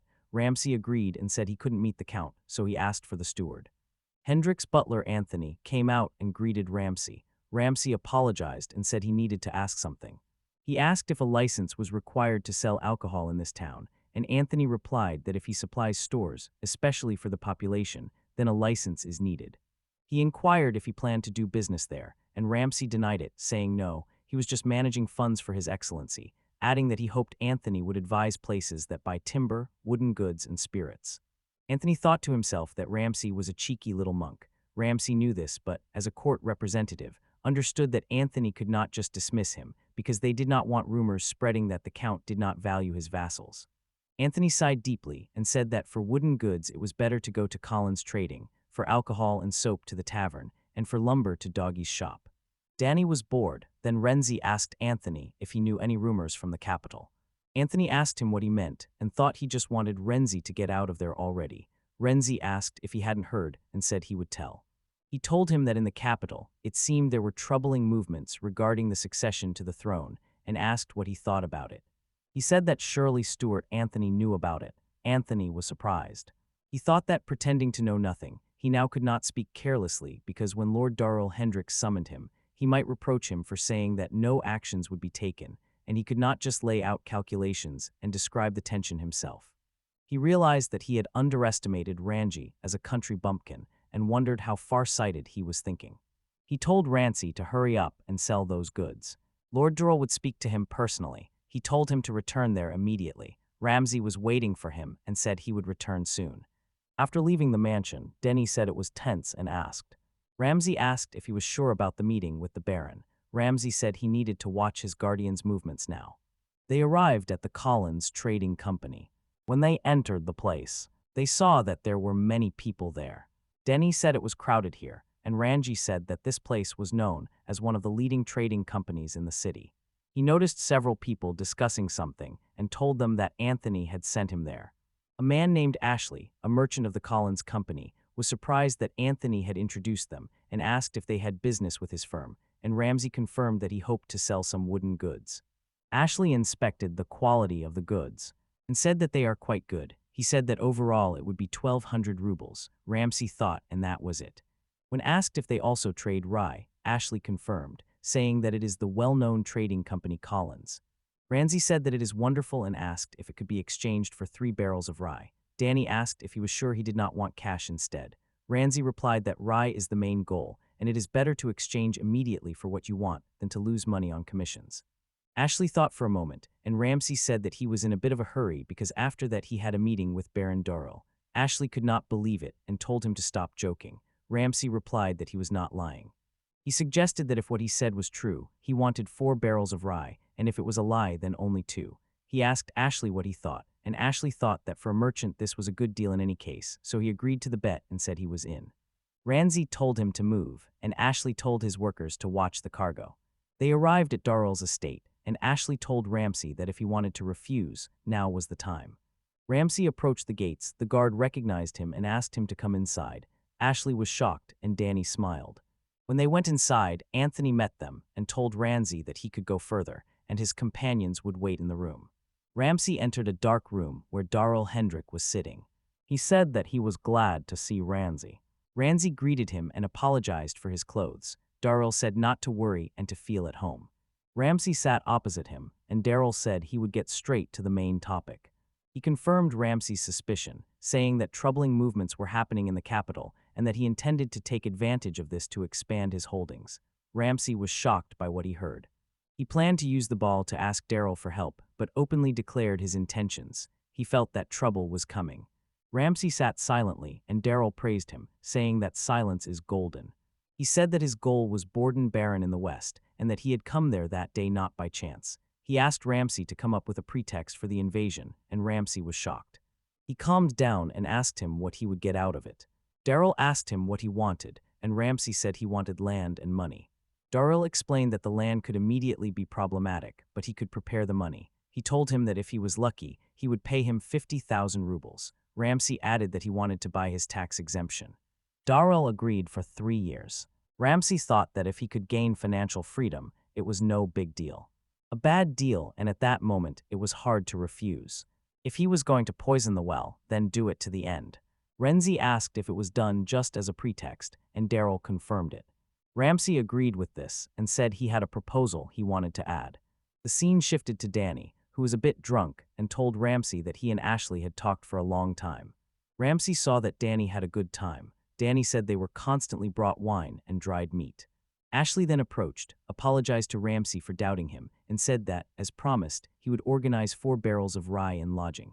He shook his hand and said he was looking forward to cooperating with him, Ashley Easton, whoever he was exactly. On March 2, Paul said it was about time to act. When he and his friends were ready for their plan, he told everyone it was time to move out. One of his friends was happy that they were setting off, and Paul said the early bird catches the worm and they hit the base under the cover of night. Ivan got scared because of this and told Paul not to rush, because last time Ramsay and others stole their harvest. Paul said that Ramsay changed his mind because he heard they had a stock of alcohol, and that alone was already a good loot. Ivan thought that Pavlo suddenly became interested and realized that someone had influenced him. The man in the dark hood stood behind with a smile on his face. Paul told everyone to hurry and get ready. Everyone obeyed him. At night they walked through the bushes. He said they should talk while they walked. He told them that Ramsay was holed up in the biggest house and they would attack there, but until then they had to be silent, and one of them asked what the plan was. Paul explained that they would set fire from all sides because it was late at night, it would not be extinguished quickly, and the smoke could suffocate him. One of them asked Paul if it would be okay if he himself could not kill him, and Paul replied that as long as Ramsay was dead, that was all that mattered. He said that those who thought they had overdone it usually died young. The man in the hood laughed, called Paul brilliant, and said that he seemed to have a talent for leadership. One of Paul's workers asked who the man in the hood was, and Paul realized that his people were seeing this man for the first time. He introduced Keith, saying that he could not say much, but that he had been under the command of a nobleman. Paul smiled and said that his luck had finally changed. His worker said that if Paul said so, they would trust him. Just then one of them noticed a village and told Paul that it appeared in sight. Paul ordered to extinguish the light and approach, and added that first they would cover their faces, so that they do not forget to behave like bandits. After some time, when the night silence intensified, they approached the village and noticed Ranji's house. One of them asked Paul if that was all, and Paul said there was no doubt about it. He ordered him to light the torches and go straight through. They did so and passed through the torches near the house, which caused it to catch fire.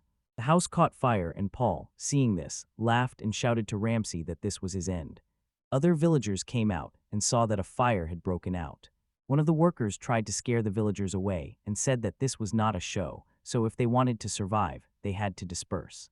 Danny and other soldiers came and asked what they were doing in their village. The workers thought the soldiers were weak. Paul told them to support Tony because he also thought they could defeat them. At that moment, Ranji came out in armor with a sword and attacked Paul. Paul managed to block and was surprised that Ramsay was still alive. He pushed Ramsay away, seeing that he was still alive. He asked him if he had found the woman and saved his own skin. Randy said that considering this person a brother was pathetic and he could have cried. Paul Tresh replied that there was no need to worry. When he was about to make him cry blood, he smiled, raised his sword, and attacked Ramsay. Ramsay managed to block and parry. Both exchanged blows. And thanks to Archibald's training, he could fight back, but there was too great a difference in strength between them. Ramsay was struggling, and Paul behaved calmly. Ramsay knew that if it continued like this, it was the end for him, but he was not going to retreat. "Thank you," then Kit called Paul. Kit told him that it was all over. When Paul asked why, Kit asked him to look around, where he saw how most of his workers were captured. And 2 of his friends, Tony and Kun, Paul's younger brother, were dead. He was shocked by what he saw. Danny and the others were still lively and ready to support Ramsay. Kit told Paul that they were at a disadvantage, asked Paul to allow him to lead, and suggested regrouping and reassessing the situation.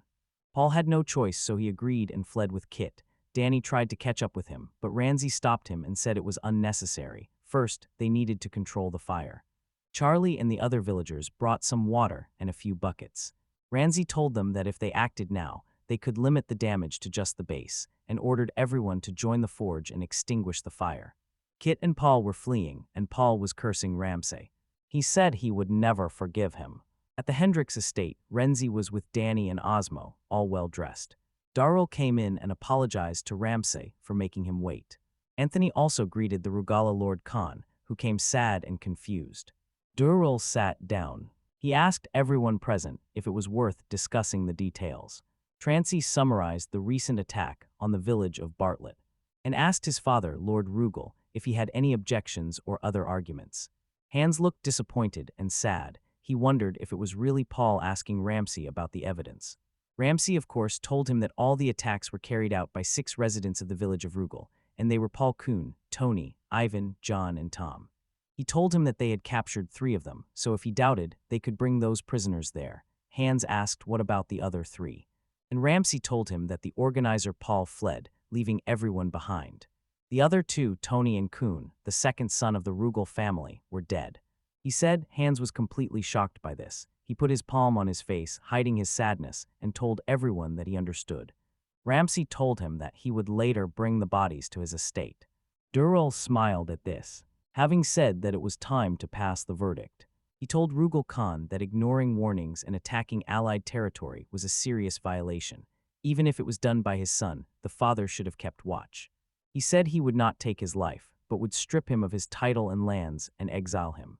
Hans agreed, and Daryl continued, saying that Lord Ranji Bartlett would not be held responsible for defending his territory, after which he stopped the commotion. Ramsay saw from the window how his father left full of shame and sorrow.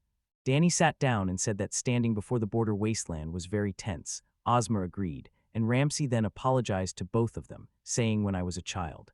Mazma asked what was the matter with that sudden proposal. Ramsay explained that he wanted to apologize for previously communicating incorrectly. He told them that the whole incident was a conspiracy between him and the border baron.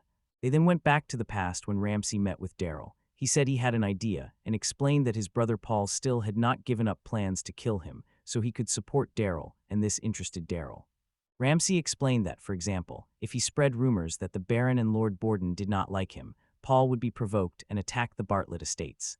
Daryl understood and said that by pretending to release him, the Baron would trap him and thus become guilty of aiding the attack. He told Ranji that it was a good idea.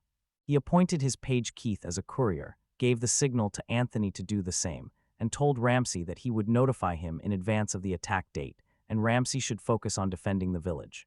Turning to the present time, Ramsay finished explaining the situation, and Danny realized that Ramsay knew about the attack that day. Ozma said that they had taken out their things in advance, so the damage was minimal. Danny added that the base that burned down was planned to be rebuilt anyway. Ramsay agreed, but said he had put everyone in danger and regretted it. Ozma replied that there was no need to apologize. Apparently he decided that it was better that way, and in the end everyone was safe, and Ranji was pleased to see that his people trusted him so much. Just then Daryl came out, told Ranji that he did well, and thanked him for his hard work. He continued introducing him to George, who served as a general in his border army. Then he told him that they would now start preparing for a full-scale invasion, but before that, he gave them bags full of rhubarbs, to tell them that these were the promised 50,000 rhubara, and to advise them to use them wisely. Danny and Ozma were shocked to see so much money. Daryl said he had just received a message from Keith. It seemed Paul had managed to safely reach Lord Borden, so they should plan the next step. Ramsay said that first, as agreed, he would include the official territory of Rugal into Bartlett Lance and ask him if he was sure that was okay. Daryl said they needed to give him a reason to attack from that direction, and that if he felt that land rightfully belonging to him was taken away. He added that knowing Ranji was on that side, Paul would not remain silent. He will demand that Lord Borden hand over Paul, and refusal will lead to the use of force.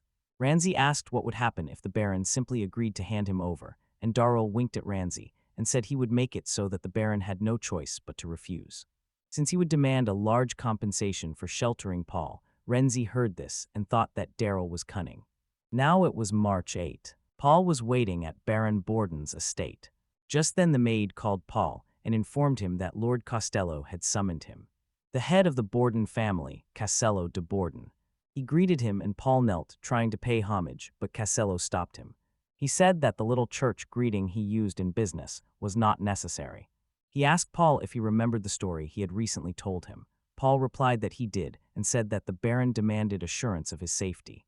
He thought it was strange that even Baron Hendrik despised Ramsay. Keith did not return, so he could not confirm anything. Castello confirmed this and informed about compensation of 200,000 rhubara. He tore up the paper where, according to Hendrik, it was stated that the attack was started by Lord Paul, and the responsibility would lie with Paul's father, who would be stripped of his title and sent into exile. They were told that the territory of Rouville would be annexed to Bartlett's holdings. Paul was shocked and very angry. Stella continued, saying that he heard from a man named Kit that he was unfairly expelled because of his brother's rebellion, and so he sheltered him on his territory. Castel asked him if he was lying, and Pavlo said he was not lying, and the Baron was clearly looking for a pretext for invasion. Casella, let's assume, thought that everything was exactly like that. He told himself that even if he agreed, refusal of compensation gave Hendrik every reason to attack, and in any case it was to his benefit. He said he also needed to discuss this with Lord Gardel. It was March 12, and Ramsay was talking to Eric that to prepare for future attacks, he planned to build a new fortress. He showed the drawing he made and explained that he would dig plains to make moats and embankments with a watchtower on top, surrounding it with warehouses and housing enclosed by walls, and ordered Eric to gather the people of the village Rugel and start immediately. Eric said he would do what he could. Danny approached and asked Ramsay if he would go to his father, and Ramsay agreed. He said he heard that he was managing the estate today. Ramsay met his father Hans on time. Hans was glad that Ramsay came. He told him that he had gathered all the necessary documents in the office, and the peasants were informed, so he did not need to worry. He said that he never imagined that Ranji would succeed, and that it happened because he could not take care of him.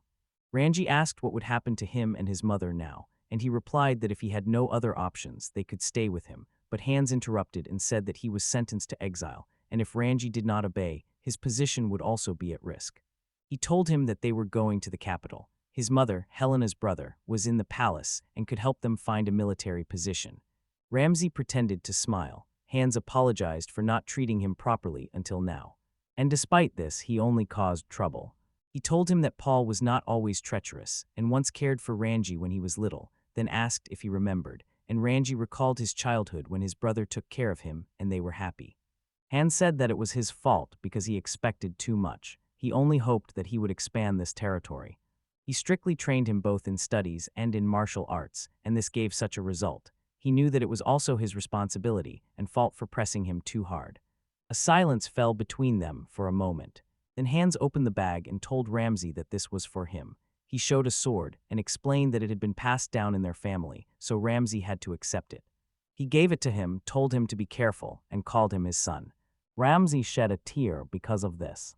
The bond between father and son was weak. He realized that he was a reincarnation, and as the third son in this country, he believed that he was not needed by his father.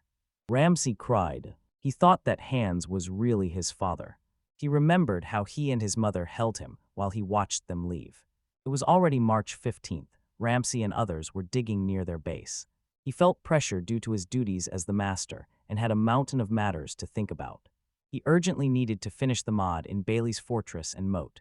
Just then someone approached Ramsay and called him Lord. It was a young man named Johnny. He came from Henderson. Ramsay asked what happened, and Johnny replied that since Danny was tied up, he was delivering the message on his behalf. He told him that a letter had arrived for him from Baron Hendrik of the Borderlands.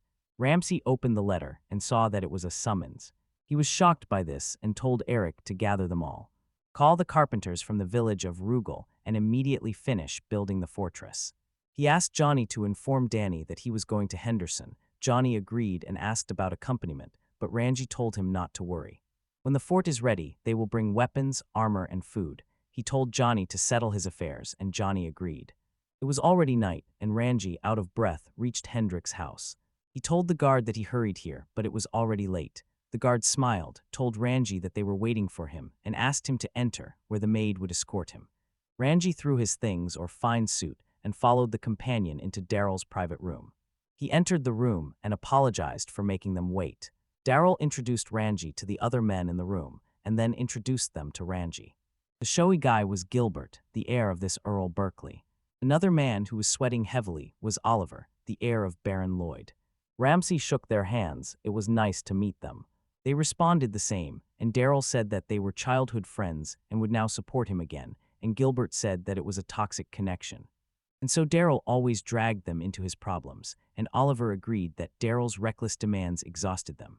Daryl stopped the pleasantries and said that they needed to return to the main topic. He showed them a letter from Baron Borden. Gilbert picked it up and read the contents. The document stated that the territory of Rugel is initially inherited by Paul, who is the legitimate heir, and the third son of Ramsay must immediately return everything to him, otherwise they will march with the entire army to reclaim it. Renzi said that this was a declaration of war and shameless greed. He said that with such differing views, they had no choice but to resolve it by battle, and the declaration of war clearly showed that Earl Gardel supported Baron Borden. Everyone said that Earl Gardel was one of the leading military families in the country, and Gilbert added that they should also prepare for significant damage. Durrell said this, but the claim of the entire army was an outright lie.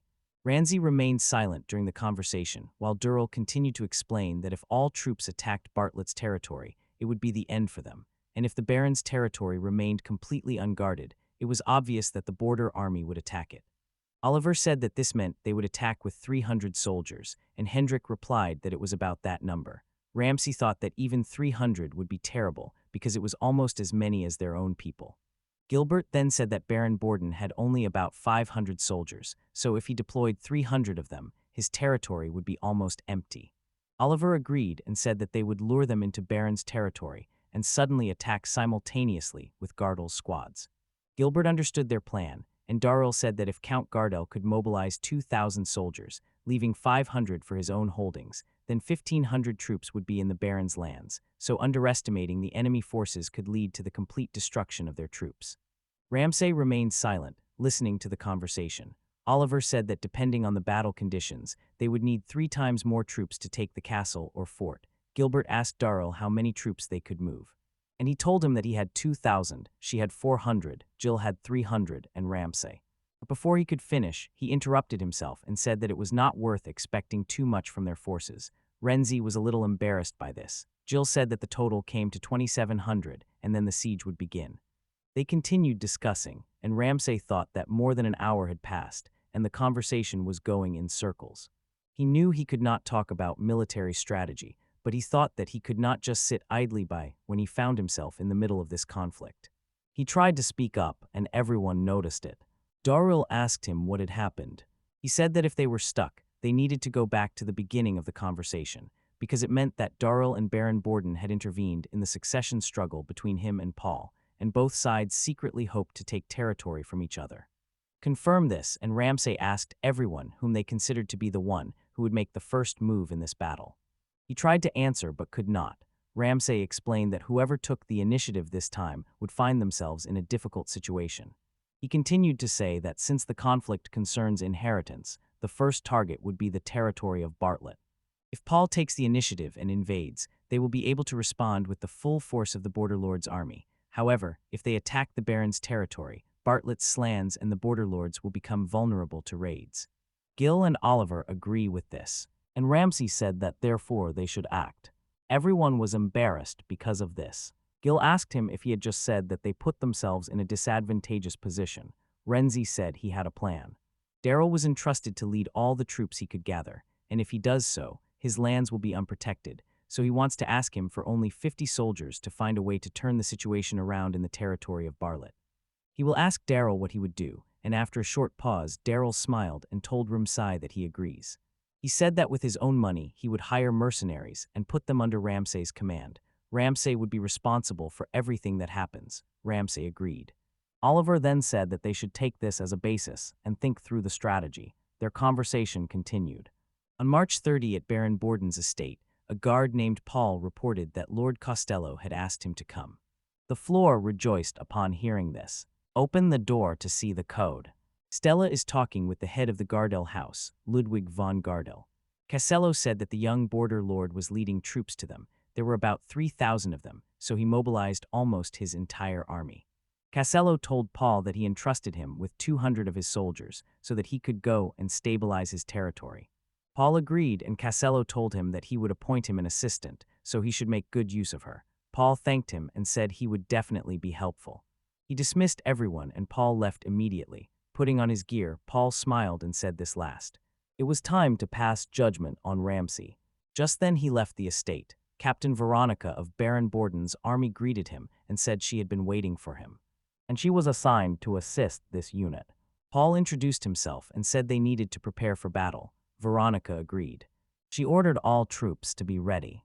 She told Paul that they should be ready to depart in about 30 minutes and asked him which route to take. She advised taking a detour, but Paul refused.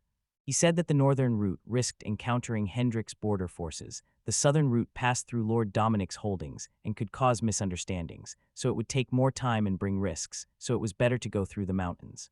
Veronica thought it was reasonable, but since there were many elderly soldiers in the unit, she would choose a flat road rather than a mountainous path. She told Paul that she understood, and they would take the mountain route but choose a relatively gentle path. Paul agreed and was very eager to show Ramsay. On Bartlett's territory, Ramsay finished setting up the temporary structure, and it was already working. He drew water from a nearby stream. The food storage was made from earthen walls to withstand fire, and they had many supplies. Then a man approached Ramsay, called him chief, and said everything was ready there. The man was the leader of the mercenary squad, Black Eagles, Hawk. Ramsay thanked him and asked how the coordination with Danny was going, and Hawk replied that there were no problems so far, and he would bring Danny and others under their Black Eagle banner. He said that usually it would make little sense to join a mercenary group to the regular army, but the regular troops were only a hastily assembled formation, so he could not so easily trust the lives of his people. Ramsay agreed and said it was better to entrust leadership to experienced mercenaries. But told him not to waste regular troops. Hawk laughed and replied to Ramsay to let him tell that to the enemy forces. Just then Johnny approached and informed Ramsay that the weapons were ready. Ramsay asked Johnny how many arrows they had, and he replied about 200, Ramsay news. They were not enough, and Johnny was told to wait a second. He told Hawk that he wanted to stock up on arrows and for the soldiers to gather branches for reconnaissance, and asked him for permission. Hawk told him that it suited him. Renzi thanked him and said he would go give a few orders. He looked at him with interest and thought that Renzi was young, but he was a lord, and before the troop rearrangement consulted with him, and knowing this and carrying it out was another matter. He smiled and said that here one can really work well. March 31 in America. The messenger entered the village, shouted, and woke everyone up. Hawk asked him what was happening, and the messenger said that he noticed about 200 enemy soldiers halfway up the Beverly Mountains. Hawk was disappointed to hear this, because he thought they would have to face 300. He said it would be a trifle, and Ramsay said that losing due to negligence is not funny. Danny asked the messenger how long until the battle. The messenger said that the enemy detachment was also resting, so the earliest they could be seen was in an hour, and the latest in 3. Danny told the messenger to step back and rest. He lived in anxiety. And just then the falcon struck me in the side. Someone told him that if he was so tense now, he wouldn't last until the real test. He ordered him to prepare the soldiers because he was counting on him and called his surgeon. Denny obeyed and left. Ramsay asked Hawk what he thought and if they had a chance. He replied that in numbers they were fine. But they won't know until they try. Ramsay said that his uncertainty was strangely calming. Denny returned and told Hawk that he had ordered the troops to prepare for landing. Hawk replied that a final check needed to be done. He told everyone that he would take overall command. Denny had 20 regular soldiers, and Ramsay commanded 10. He said he would command the remaining 50 mercenaries they brought, and ordered to follow general orders, leaving the rest to their discretion. Ramsay said that no matter how many times he heard it, the plan was still very unclear, and Hawk assured them that the fort could only hold the enemy with mercenaries, and he knew they wouldn't do anything foolish. He said they needed to start this. Paul and his squad arrived, and he was surprised that the fortress was built so quickly. Veronica approached and told him that the fortress bridge was already raised, so to break through, they would have to build another bridge or cross the moat. Paul asked her what they would do. Veronica said she heard there were no experienced soldiers there, so they could try, and it seems their reinforcements have not arrived yet. Paul understood and said they would go forward as planned. When they were walking forward, Paul stopped them and told them to line up from that position. It was then that the arrow flew past Paul's face. The arrow almost hit him. He was shocked and ordered his soldiers to retreat a little from the fortress, because he did not understand how arrows could fly from such a distance. He looked at the huge tower and thought that it might be the reason. At the top of Ramsay Tower, he stood with the archer, smiling, and said that the range would be more than enough. Arrows flew further when released from height, and at that height there could be at most 3 people, and accuracy fell, so it was enough just to create a barrage of shells. He told his soldiers that this was their chance. Paul was very disappointed because of this. He said that Ramsay laughed at them. Veronica tried to calm him down, but he ordered his soldiers to move forward and bring the head of Ramsay. The archers held their arrows because Hawk ordered not to shoot yet and to wait until they came within the required distance. After a short pause, he ordered them, and a rain of arrows poured down on the soldiers. Denny ordered them to continue shooting and not to let the enemies approach the fortress. Hawk asked Denny where Ramsay was, and Denny said they were guarding against ambushes from the rear and inside. Hawk praised him and said he was cunning. The soldiers were dying one after another, and Veronica told Paul that they would be destroyed like this, so they needed to retreat. Paul had no choice and had to listen to her, so he ordered his soldiers to retreat. They retreated into the forest, and Veronica told him that in the first battle they had lost a total of 50 people, so they lacked the strength to surround the fortress. Paul asked if there was any good plan. She told him that the classic move would be a night raid, and Paul asked her if she really thought so. After thinking a little, she said that it would be so. She said that for now it was worth thinking about retreat, because their data about the Bartlett territory was incorrect, and with such forces it was almost impossible to break that fortress.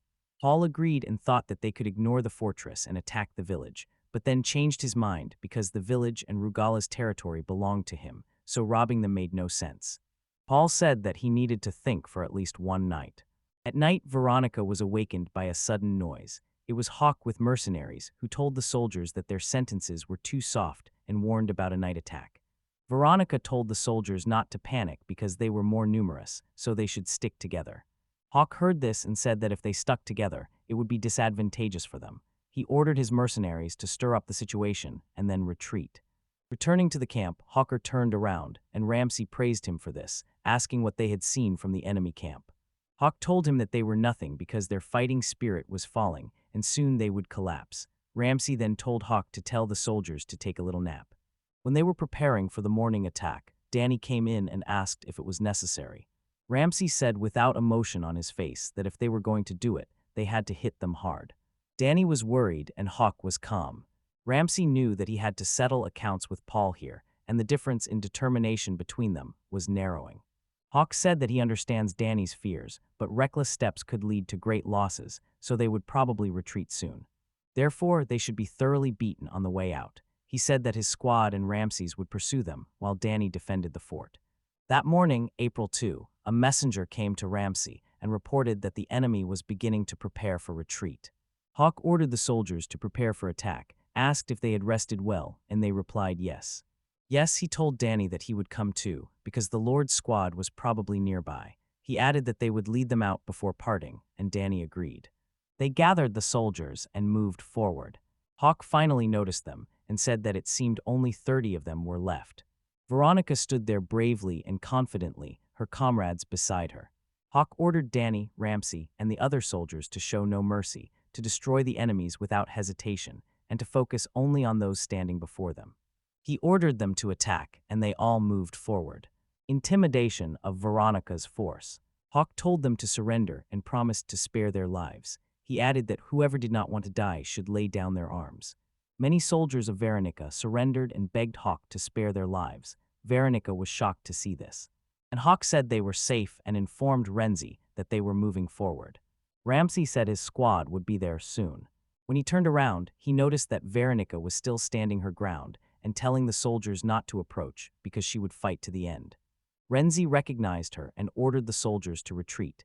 He introduced himself to Veronica as the commander of that army and said she was a famous commander.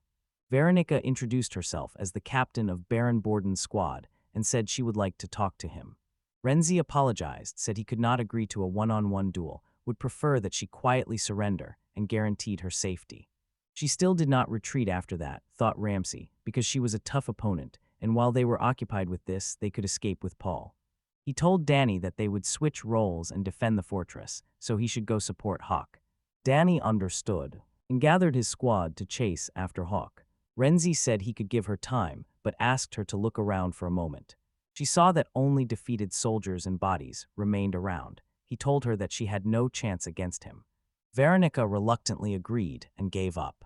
When Danny Squire caught up with Hawk, he saw that he had stopped fighting. Gok told him that the enemy commander managed to escape, and they can do nothing now. In that battle, the forces of Paul under the command of Baron Borden suffered defeat, in particular. Counting the dead and the escaped, only 20 soldiers remained. Paul himself barely managed to flee to the capital of the desert. In Boston, the first battle ended with a convincing victory for Bartlett's army. At the border between the territory of Baron Borden and the land of Count Hendrik's, Gilbert was on horseback, soldiers were nearby. He told his fellow soldiers to save their lives and for now just hold that dead end. He thought that Darrell said it, but 3 days of uncertainty made him doubt if everything was really all right. At that moment, a soldier approached and informed Gilbert that the messenger from Bartlett territory had just arrived, and Gilbert said he would visit Darrell. When he entered the tent, he saw Darrell and Oliver there and asked what was happening in Bartlett. Oliver said he was glad to see him. Darrell told them that the messenger reported that Ramsay and the team had achieved a complete victory, and Gilbert rejoiced, saying that Ramsay was a true brave man. He asked what the next step would be, and Oliver said that he was holding back the Baron's troops there to prevent reinforcements. Suddenly Darrell laughed loudly, confusing Oliver and Gilbert. He said that such a state of affairs would shock Gilbert. He explained that they would attack only enough to keep the enemy pressed, without the need to capture the fort. The scene shifted to Ramsay, who raised a cup and proposed a toast to that victory. Everyone raised their glasses and made a toast, celebrating the victory. Danny approached Renzi and asked what they would do next. Renzi told him that everything depended on Hawk. Hawk was drunk and joked that he was chosen. Ramsay asked him about the future, how things were with the Black Eagle Corvette, and whether they were still ready to set off. Hawk replied that they were and that he would continue to rake in money. Ramsay smiled and said that he would like to immediately ask for the next mission, which shocked Hawk. After some time, he approached Veronica, whose hands were tied and bound. He asked her if everything was all right, and she shouted at him and said that if he was going to kill her, he should do it immediately. Ramsay told her to calm down because he was not planning to kill her yet, and asked if she remembered being a captain, and whether she was an ability or emergent. Veronica ignored him, saying that if he was not going to kill her, he could at least take her captive and do whatever he wanted with her. Ramsay saw that she was not listening to a single word he said, and thought that he just needed to wait until she calmed down. When he was about to leave, he heard her stomach growling, and asked if they could come to an agreement. After some time, he untied her bindings and gave her something to eat. He asked her if she would tell him about herself. She introduced herself as Veronica. She was 20 years old and was a captain under Baron Borden. She told him that she was born to the head of the Mossman Trading Company and his concubine in the Warden territory. Ramsay heard that she was from a good family and told her that he would demand a ransom from Baron Borden, then she would be free as a bird. Veronica smiled sadly and said that the Baron would not pay the ransom, and her father Mossman would not pay either. Most of them would rather spend money on goods than pay for her. Ramsay understood that this complicates matters because keeping her in captivity would not be cheap. Veronica said that she is trained as a soldier and suggested that he sell her to a slave trader. She asked her if she wanted to be a slave, and she got angry, told him not to talk nonsense because no one wants to be a slave. Then he asked her what she wanted to do. She almost cried at this question and said that she actually just wants to go home. Ramsay said that it made little sense and stood up. He said he would do everything he could to bring her back home. Veronica was surprised by his kindness. The scene shifted to a meeting between Mossman, head of the eponymous trading company, and Costello. Mossman said they were in a difficult situation and asked if this was Lord Paul from the Marcus family, who suffered a notorious defeat and fled in disgrace, and Costello praised him, saying he still had sharp hearing. And the loss of 200 soldiers was a catastrophic mistake. He told him that Paul is now there under house arrest. Mossman said that Count Gardel's reinforcements numbered 1,500 soldiers, so no amount of gold would be sufficient. Castel looked at him with greater ease. Mossman asked him what brought him today, and Costello took out a letter, saying that a courier had just arrived on a fast horse with a request from General Holland from Fort Code. It was reported that in Bartlett territory, Veronica and 20 other people were captured, and they had to pay a ransom to get them back. Mossman said he would live to see the day when Costello as Lord would pay, and Costello apologized and explained that he could not take anything from empty pockets, and that thanks to Paul he now had to pay aid to the families of 180 soldiers. Both stared intently at each other. The Muslim said that if they abandoned the prisoners, it would not befit him as the master. Casella said there was no reason to worry because they could pretend they knew nothing, and that was why he associated military disgrace with this task. He thought Veronica was different because she succeeded through her own work, not just family connections, and doubted whether he could pay the ransom for Mossman's daughter. Mossman said they had no choice but to surrender. This surprised Casella. When asked if he refused to pay the ransom, Mossman said his trading company had already lent so much, and he had empty pockets. Casella convinced herself that to Masman, she was just an illegitimate child. At that moment, a soldier burst through the door. Costello said they had guests and asked what had happened. The soldier replied that it was an urgent message and added that the village of Ise in the east was under attack. Costello was shocked and asked if the Lord of the Border's army had moved. The soldier denied it and reported that the enemy was Bartlett's army, and Costello could not believe it. The army of Bartlett was commanded by Hawk. He ordered the soldiers to burn the village and take everything, not worrying about the fleeing residents, and to loot as much as possible. Ramsay told them that the village at the foot of the Beverly Mountains belonged to the Baron, so he wanted Hawk and the others to attack it first. Hawk told the others that after they took the food and valuables, they would leave immediately, so do not delay. Then he noticed that Danny was worried and calmed him down.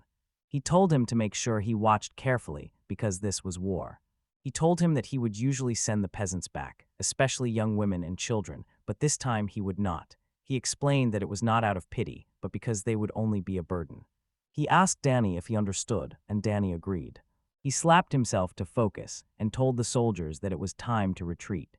Hawk thought that it might be hard for Danny, but he needed to be ready to command troops in the future. He was glad that at least the first battle was not a complete defeat. The scene shifted to the general of Baron Borden's army, Holland, who was angry because a messenger reported that Borden wanted him to withdraw troops from the front line, and he said that it was impossible, wondering what Baron Borden was thinking. He said that their troops were tired from constant attacks, and they still did not know the intentions of the border lords. The messenger told him that if things continued like this, the enemy from the east would devastate their lands. Holland asked the messenger how many troops he needed, and he replied that he needed about 300. Holland thought that this was not a catastrophic number, but anything could happen. Holland agreed to send 200 soldiers. The messenger said that he understood his position, but urgently requested them to send more. Holland was disappointed by this and wondered what Count Hendrik was planning. The scene shifted to Gilbert and Darryl, where Jill asked him how long he intended to hold this dead end. Darryl told him to stop talking nonsense and added that he would hold it until they won, obviously. Gilbert got angry about this and said he wanted to know if they could really win. Oliver tried to calm him down. Darryl asked him what he thought. Oliver said it was not time to panic yet. The longer it lasted, the more expensive it would be, so supplies should be used sparingly. Darryl said he had taken precautions and stocked up. Just then a soldier entered their tent and whispered something to him. After he finished, Darryl said things were going better than expected and ordered him to prepare for a full-scale attack. In Bartlett's possession, a courier informed Ramsay that Darryl had ordered them to reduce enemy troops at such a pace, and Ramsay informed Gok and Denny that the Count still wanted to devastate the village. Darryl hurriedly called Greedy, while Denny looked uncertain. Randy said that this time it would not go so smoothly because defensive forces would be sent. They had already taken the nearest village Asa, so he suggested attacking the village Mocha, Pina, or Toto, because the enemy would be waiting for the nearest villages. Danny asked where they were really going because they could not defeat them all at once. Ramsay thought about how to mislead the enemy and suggested deliberately going to Boston, the capital. Denny was shocked, and Hawk laughed and said that it was an interesting idea, but impractical, because they themselves would suffer heavy losses. Hawk then suggested the second largest city to me. Denny said he heard it was supposedly the commercial center of the barony, and it would be hard to get there, but asked about its danger. Hawk said they would make a fuss there and then attack the village of Gao. It was then that Veronica called them. They asked her confusedly what had happened. She asked at least to discuss the strategy in another room and wanted to know who they considered her to be, and Ramsay laughed, apologized, and said that this fortress could not afford any leniency. He asked her what she thought about the movements of Baron's army. Veronica boldly replied that as an enemy soldier she would not say. Ramsay told her that no news had come from the enemy base so far, and Veronica looked sad and disappointed. They left the room, and Ramsay told Denny that they needed to finalize the plan and carry it out that night. Denny asked not to rush, and Ramsay agreed. He said that he thought it would resolve the situation. The elite of the Black Raven Brigade created a diversion. 200 reinforcements of Baron's army moved to suppress them, while the main forces of Erlit attacked the village of Gao on the opposite side. Then Count Hendrik's Forge, fully prepared, launched his full-scale offensive. Cassel asked his minister if this was the current state of the battle, and said that he could not request more troops from the front line, and the minister added that it was difficult because during the rotation of forces the enemy could start a full-scale offensive, and although they hold positions, they are gradually retreating. Gisela hesitated whether to ask Count Gardel for reinforcements, but quickly dismissed the idea because even if they were sent, they would arrive too late, and meanwhile the village was already burning. He ordered his minister to send a peace envoy to Count Hendrik. On April 5, at Fort Cod Darrell and Ramsay met with Costello in Holland, when negotiations for peace began among the four parties. Ramsay noticed Baron Borden, and next to him General Holland, the esteemed representative of Count Gardel. Then he saw soldiers restraining Pavlo. Borden spoke first, apologized for the conflict, and sincerely regretted it, as did they. Was embraced by Paul. Darrell smiled and said he could only imagine the turmoil in his heart, but it did not concern them. He told them that the fact remained that they repeatedly rejected their requests and mobilized their forces. The chief asked him what he meant. And Darrell explained that he would like to recognize the Gorda Plain as part of the territory of his border lords. And regarding the compensation, 200,000 rubles seemed fair. Holland stopped him. They repeated that this war arose from a misunderstanding, and told him that if he gathered evidence and confronted Baron Borden, it could have been avoided. Ramsay thought that Holland was right, and the Lord of the Border deliberately refrained from military actions. He said that Lord Rugal was his vassal, so his son had to be handed over without delay, and those who neglected their duties had no right to dictate terms to them. And Holland said that if it was about responsibility, then Hendrik, the border lord, was also guilty of poor governance of his vassal, and asked how he intended to take responsibility for it. Ramsay realized that they had reached a dead end and asked Baron Borden what compensation he considered appropriate. The prison warden said that the compensation of 50,000 rubles seems reasonable. Darrell got angry, stood up, and said that the negotiations had failed. He ordered the guard to send a fast horse to Gilbert at the front and commanded the entire army to attack immediately. Holland provided it. He thought that resuming the battle under such conditions was absurd, because without enough troops and proper commanders, the fortress would inevitably fall, and he thought that if only the Baron paid attention to both the military and finances. Holland told Darrell that he understood, and he said that they should resolve this at the session of Gorda Plain. The order was shocked by this, and Darrell said that was enough. Holland said the compensation would be $50,000 rubles. Darrell reduced the amount to $150,000, but Holland agreed to make it a net $100,000. He told Darrell to finish it for both sides. Darrell agreed and asked if Baron Borden was satisfied with it. Borden agreed, and Holland smiled. They said that it was necessary to sign this agreement and announce a ceasefire, and at that moment Ramsay asked them to wait a little, and said that he had not finished the negotiations yet. Everyone was impressed by this. Darrell left, and Holland called him a little brat. Said that he was not expected there. Ramsay said that it was funny. As if this war arose from a misunderstanding, Nat presented him as the one who was attacked first, the biggest victim of all, and he claimed that he was not invited to the negotiating table. Holland was silent, and Ramsay asked how he intended to fix it. After a short pause, Holland said that he would tell Paul the real reason for all this, and they would settle it peacefully. Ramsay and Paul exchanged glances. Ramsay told him that he would not need it. Shocked both Holland and Borden, he explained to himself that he was not a warrior, but a gentleman, so he valued practical benefit above honor, and Paul's capture did not matter to his people, so he could not agree to such a proposal. To the watchman's fact that Paul had devastated their lands was not enough, and Ramsay explained that it was done by mercenaries hired by the border baron, so unfortunately he would not receive any rubella. Ramsay thought to himself that this was a half-lie. Since the shares in Hawk's Black Caring Group were settled before the conflict began, he knew that it was not necessary to speak about it too openly here. Then Borden said that Ramsay could fully capture the Beverly Mountains, and that should be enough. Ramsay asked for the foothills as well, but Borden refused, saying only the mountains. Rangy thought it was a good compromise, and told them that if they gave a written agreement not to be held responsible for landslides or anything similar, they agreed. Ramsay raised the issue of ransom for the captive Captain Veronica and her 20 subordinates, but quickly and boringly waved it off and said that if he did not return her, it was no big deal. Ramsay was shocked, and that was that. And they told him that everyone wanted to return, and noted that the captain could be indispensable to his unit. The administration explained that paying all reparations at once was impossible, so they would not be able to pay the ransom either. Rangy realized that Veronica's father and the Muslim trading company had not provided support. Holland sighed and said that if they had agreed, they needed to sign the armistice. Darrell and Borden signed the document and shook hands. Darrell told Ramsay that he would return to the front and ordered him to take command back over his territory. Ramsay agreed. Holland asked Costello what would happen to Paul, and Costello ordered to get rid of him. Ramsay looked back at his brother and said goodbye to himself. Paul bit his lip, accepting defeat. That day on the plains of Horda, only one abandoned body remained. Turning onto Bartlett territory, Denny gladly greeted him, congratulating him on his return and saying they did it.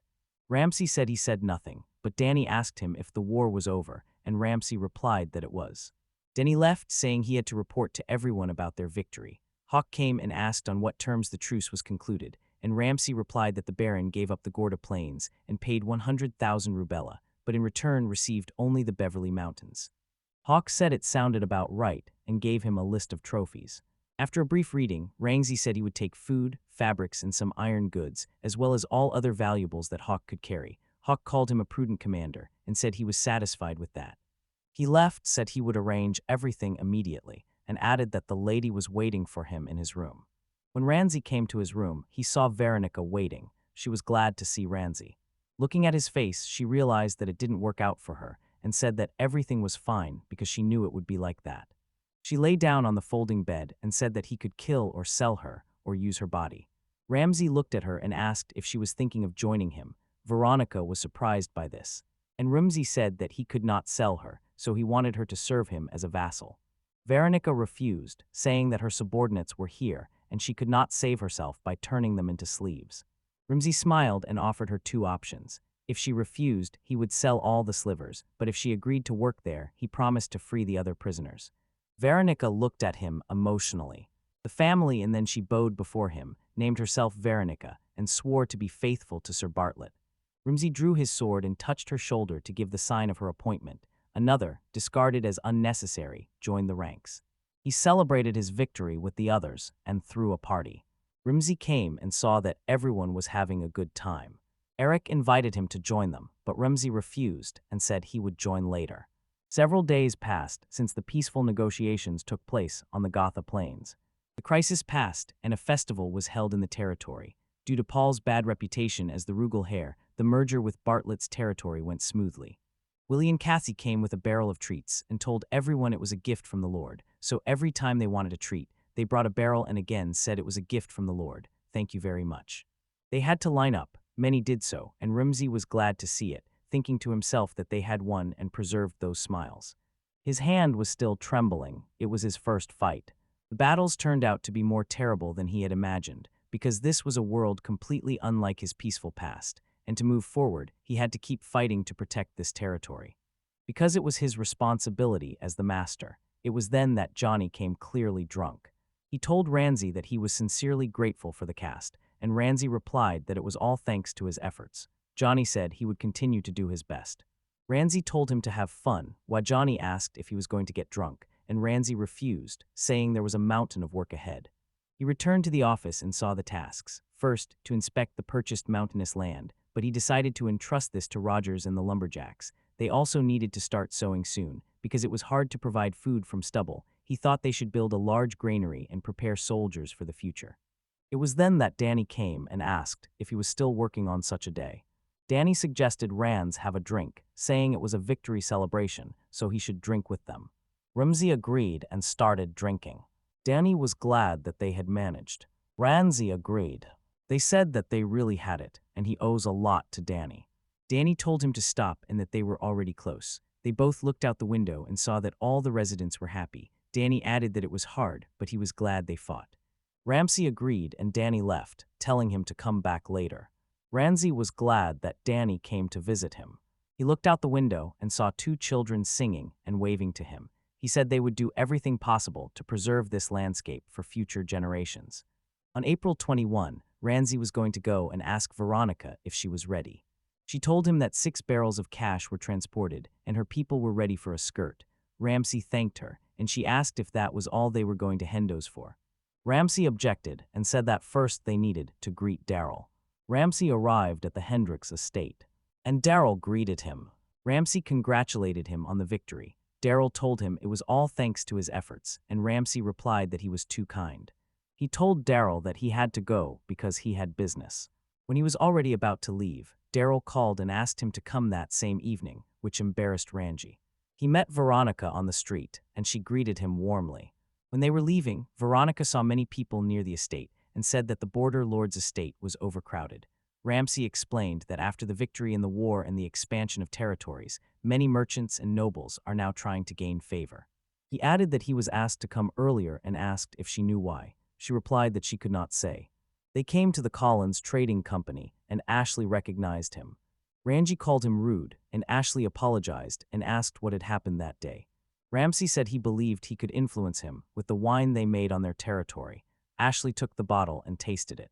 He asked Ramsay how much he thought the wine could be sold for. Ramsay replied about 3 to 5 rubles. Ashley said it was worth about 3 rubles, so their purchase price was 1 ruble per cup. He saw that Ramsay brought it in a large barrel and said they could add some paint and sell it for 2,000 per barrel. Ramsay thought and said that this time they should not convert everything into cash like last time, and asked if the loom was on the list of property, and Ashley agreed that they had everything. The loom cost 3,000 rubles, goats 4,000, chickens 3,000. Randy suggested exchanging a couple of chickens and a weaving loom for 4 barrels of wine, and thought that asking for a discount of 1,000 rubles was a bit too much. Ashley asked about the other 2 barrels, and this surprised Ramsay. Ashley said that if he was going to sell those barrels, he would give him 1 weaving loom and 1 rooster with 2 hands so that he could buy all 6. Ramsay agreed that it was the same amount, but wondered why. Ashley explained that the sales figures for that quarter are cause for concern.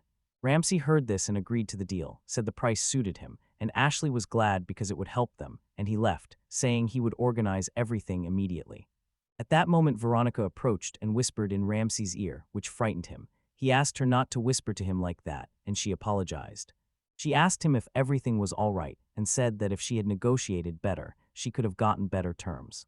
Renzi said that might be true, but in the future he would probably rely on the Collins Trading Company, so they made mutual concessions, and Veronica agreed that connections with traders are important. Ashley came, apologized for making them wait, said everything would be ready by tomorrow morning, would prepare some young lively chickens, and asked him to come in before going home. They left, and Ashley waved goodbye to them. He told Veronica that the soldiers who came with them would get free lodging and inquired about her. She said she would go with him because she was his partner and guard.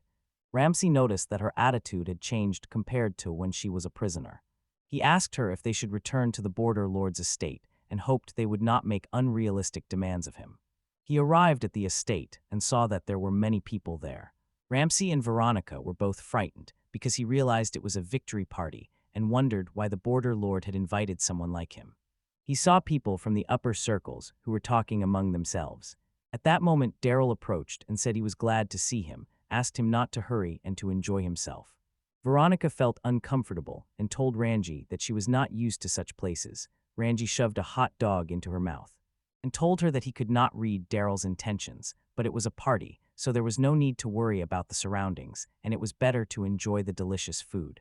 Both ate with pleasure, then announced that we would hear a few words from Daryl, and he went on stage, thanked everyone who gathered that day for such an inexperienced person like him, and said that the credit for this victory belonged to all of them and his outstanding comrades.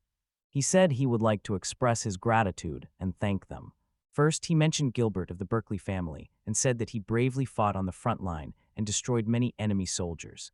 Then he thanked Oliver of the Loy family and said that he led the rear and organized supplies. And finally, he mentioned Ranji Bartlett said that he was the true hero of that victory. Ramsay was surprised that they suddenly remembered him. Daryl said that Ramsay showed them a verified picture of the entire battle, and without him, they would never have ensured Gord's plan. Ranji sat awkwardly while Daryl asked everyone to praise him with the highest words. Gilbert and Oliver laughed at this, and Veronica sweetly applauded him.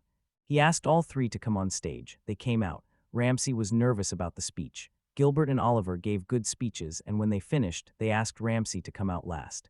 Ranji thought that he just needed to finish this without a scene and remain as inconspicuous as possible, so he began the speech and introduced himself as Ranji Bartlett.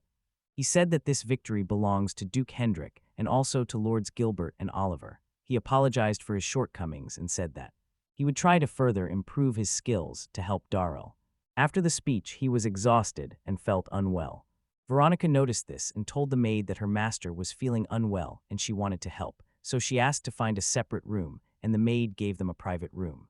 Ramsay sighed heavily and said that he was in a difficult dilemma. Veronica was embarrassed and asked if it was not good that Duke Hendrik and the other nobles recognized him. Ramsay explained that at that time, the royal family was divided between the factions of Duke Agnes and Prince Emil, and Duke Agnes supported the Baron. So he was forced to publicly declare himself a supporter of Baron Hendrik and, accordingly, the Duke's faction. He said that he never intended to side with any faction. He realized that what was done could no longer be changed, and decided that to maintain balance, he needed to establish connections with the princess's faction. Early in the morning, he left the estate. Anthony asked if he was leaving so early, and Ramsay confirmed this and thanked him for letting him stay overnight. He asked to send regards to Darrell. Anthony said he understood and suggested coming anytime. He was an invaluable companion to them. Ramsay awkwardly thanked him. When they were leaving, they met Ashley, who greeted them, asked if Ramsay was ready, and told him to return it immediately. Ramsay agreed and added that the place is scary and he wants to go home. Ashley understood that it was about yesterday's victory party. He said that it seems his lord was also there, and everyone was talking about Ramsay. They knew Ramsay was his guest and were already panicking. Ramsay noticed that rumors about him were spreading throughout the city. Ashley gathered the cart with everything that was promised and discussed. Ramsay thought that he wants to develop the territory as much as possible before they get stuck in new problems. He asked Veronica what she thinks should be done to increase the village population. She thought and said that either marriage should be encouraged or sleeves should be bought. Ramsay realized that it all comes down to making money. On April 30, Danny and Eric were thrilled to see Ramsay creating a new dream. Ramsay explained that he wants the two of them to try it. Eric asked if it is different from fast. And Rangi said that he plans to make a drink stronger than K-Fast, so he decided to let them taste it first. Together with Eric and Danny, they drank the offered drink and felt a strong tingling. They asked what it was, and Ramsay replied that the drink is 10 times stronger than usual, and they said he should have warned them earlier. Eric said the drink is incredible, and Danny added that he is trying it for the first time and asked what kind of drink it is. Ramsay explained that this is called whiskey. It is made from processed and fermented rye, and then distilled to extract alcohol. Danny understood that this was why Ramsay later bought copper and glass products in the city. Correct, Renzi asked what it tasted like, and he said it was very tasty. Eric tried to take another glass, and Rangi kicked them both out. They knocked on the door and said they just wanted to take a sip.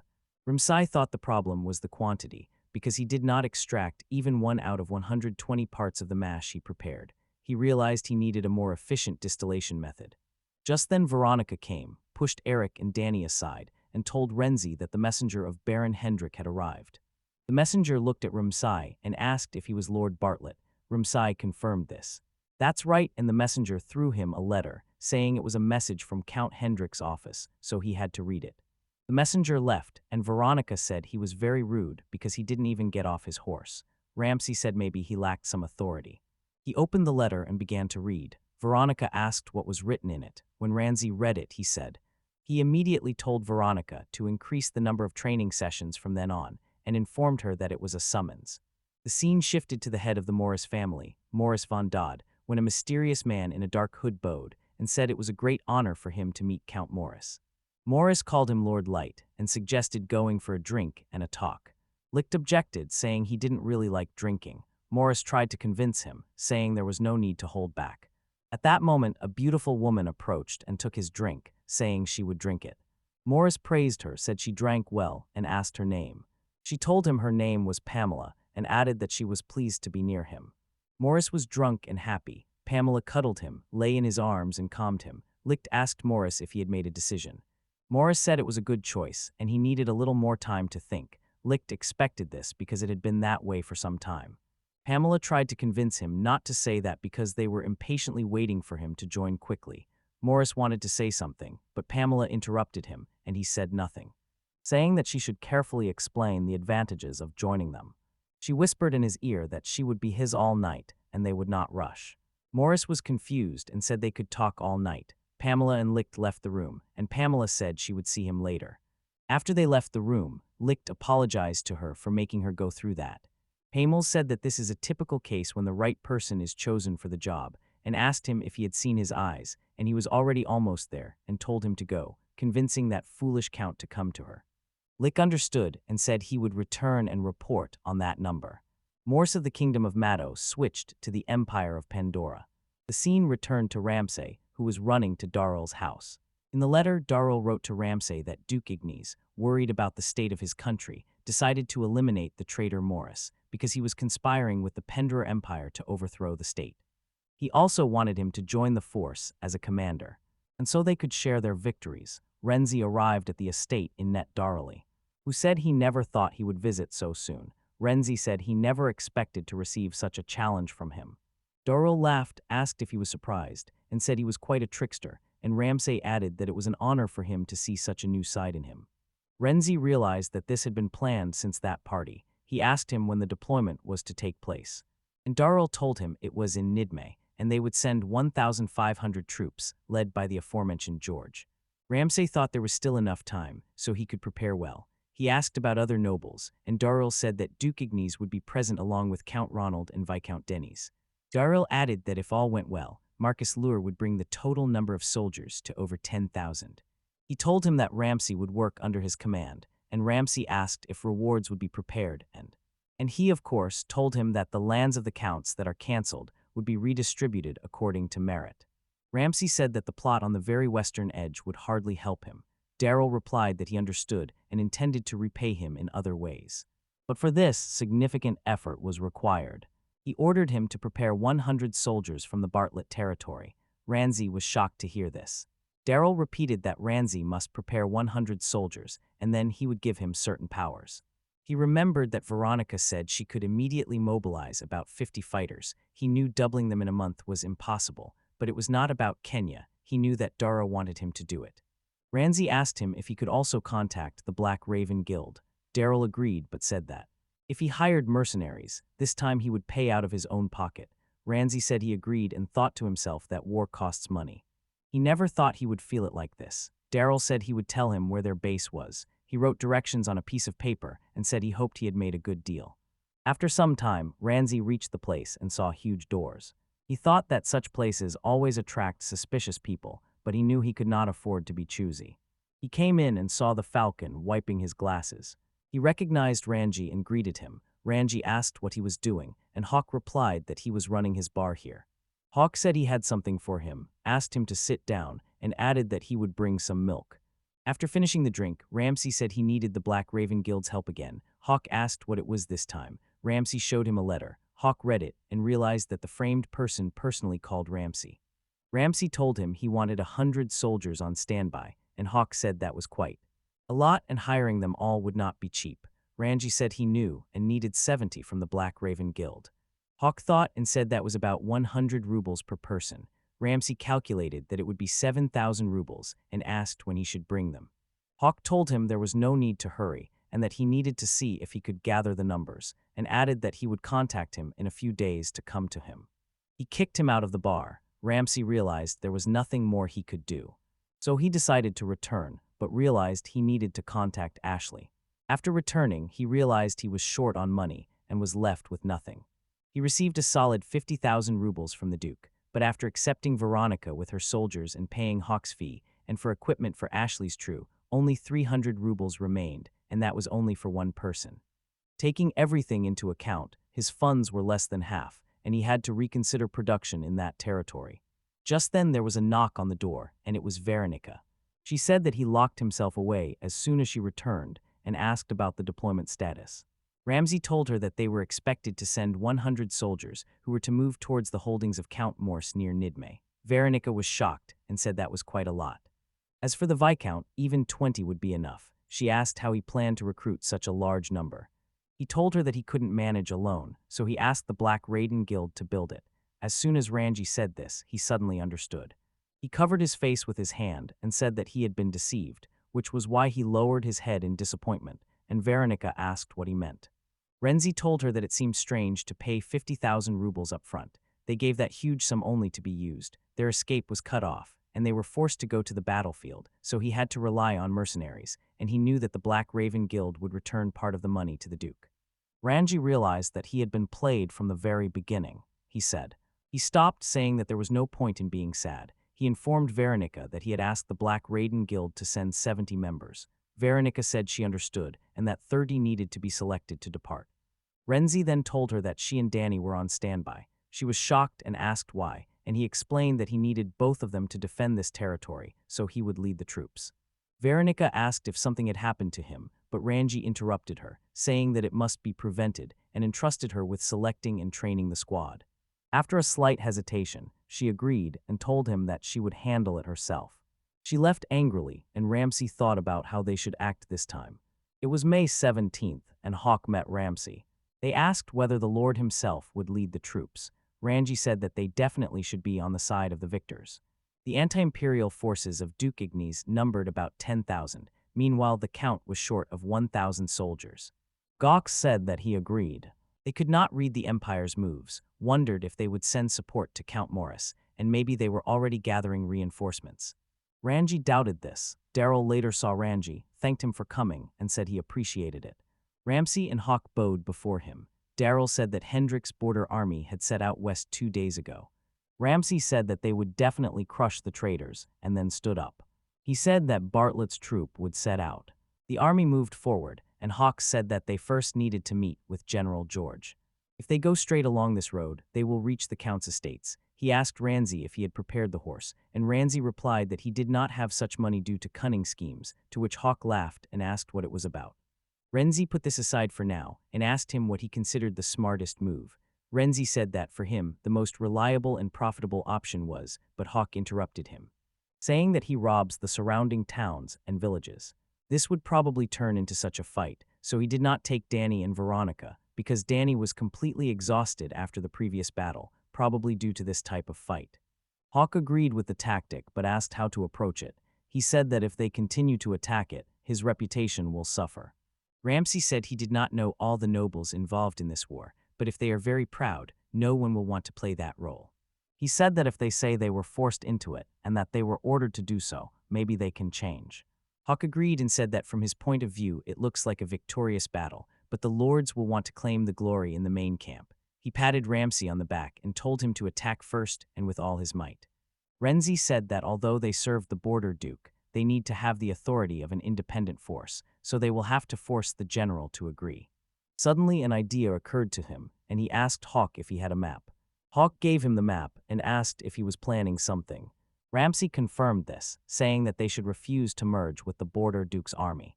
Hawk asked if it was really okay, because it was a direct order from the duke. Ramsay said they had been fooled for too long, and it was time to pay back a little. At the front line, Army General Hendrik was angry and asked what Bartlett's army was doing. He and the other counts were waiting for them there. One viscount said that perhaps they should not have called them to that battle. Another noted that as newcomers in the camp near the border count, they would hardly have been able to gather soldiers. Another said that earlier at the victory party, he heard praises and asked if they did not become too overconfident then. A messenger entered the tent and reported that news had arrived from Lord Ramsay. The general saw that the envoy bore the Bartlett coat of arms and fought. They could afford the equipment. He asked the messenger where the master himself was, and it seemed that their meeting was delayed. The messenger knelt on one knee and said that he was there to report that his lord is now being attacked by the army of Count Morris. The general was shocked by this, and the viscount was frightened, saying that they were supposed to win that battle. The general ordered them to calm down and commanded the messenger to immediately report everything that had happened. The messenger told him that their army was moving from the territory of the border count in that direction, but was ambushed by volunteers from the villages of Mod and Rail when it approached the count's domains. He said that his lord was resisting and planned to capture those villages, and the general said that he would first deploy troops who would join as soon as they finished. The courier then reported that his lord intended to capture the northern village and take the city of Fort. The general was surprised, and the viscounts among themselves said that Fort was the second largest city in the count's domains and had over 1,000 inhabitants, so it would be impossible for Ramsay's army to take it. The general asked if that was true, and the messenger confirmed. The general argued about this and said that it would not work, their troops would hardly manage, so he ordered the messenger to tell his lord to capture only 2 villages and regroup as soon as possible. The messenger reported that his lord had ordered 100 soldiers and was given the right to an independent detachment from the border service, added that with the general's support, it would be easy to defeat the merchant Morris, and requested reinforcements from the rear. The viscounts were shocked to learn that Ramsay had 100 soldiers, while they had only about 20 to 50, and wondered how such a minor noble could have so many. The general thought the situation was difficult because he was not speaking nonsense that could not be discussed without the Lord's presence, and this was confirmed by the support of Lord Durrell, so the general said he understood. And he told the messenger that he expected great deeds. The messenger then laughed. One of the viscounts asked him if he would really allow them to do as they pleased. The general said that the presence of Farlet's army did not matter because the battle would not change, and that they should also set out and join Forrest to Duke Ignis. He ordered everyone to prepare for the campaign. Then the action passed to Pamela and Morris. Morris was hiding under the blanket on his bed, and Pamela asked how long he would stay there because the sun was already high. Morris got scared and said that a large army was approaching them. Pamela told him that everything would be fine because the Count had many capable subordinates. She grabbed him by the face and said that the Empire's reinforcements were already here. Morris then smiled, and he felt better. Pamela then told him not to worry and suggested playing a little more. They started doing something. Two guards, Lick and Percy, were standing near the room, and Percy said that he did not want to obey that man at all, even temporarily, and Lick told him not to say that because it was part of the job. Percy agreed and said that it made sense. Lick said they needed to make more effort. As soon as the old man told his ministers that they needed to strike now. They said hiding was pointless because there would be no help, but the minister assured that if they held out, reinforcements from the Empire would come soon, and ordered the guards to strengthen the defense. One man saw Percy and liked and asked if the Empire would send reinforcements. Percy and Lick exchanged glances, and Lick told him that they, of course, would do it. The Empire is currently organizing its troops, so fortifying was safe. The man was glad to hear this. He ordered his guard to strengthen the security of the business. Percy and Lick smiled. In the royal castle of Majuk, the Crown Prince M.O. of the Kingdom of Majuk said that reinforcements should not be sent, as negotiations were the best option. The ministers asked him if he would abandon Count Morris, who shared their ideals. Mel said that both Count Morris and Duke Ignis were very important to their people, and asked that their people benefit from their bloodshed. He thought that it was the Empire, and therefore it was absolutely impossible to allow this to escalate into a conflict. His minister said that they understood his intentions, but asked how he planned to respond. Had he thought about it?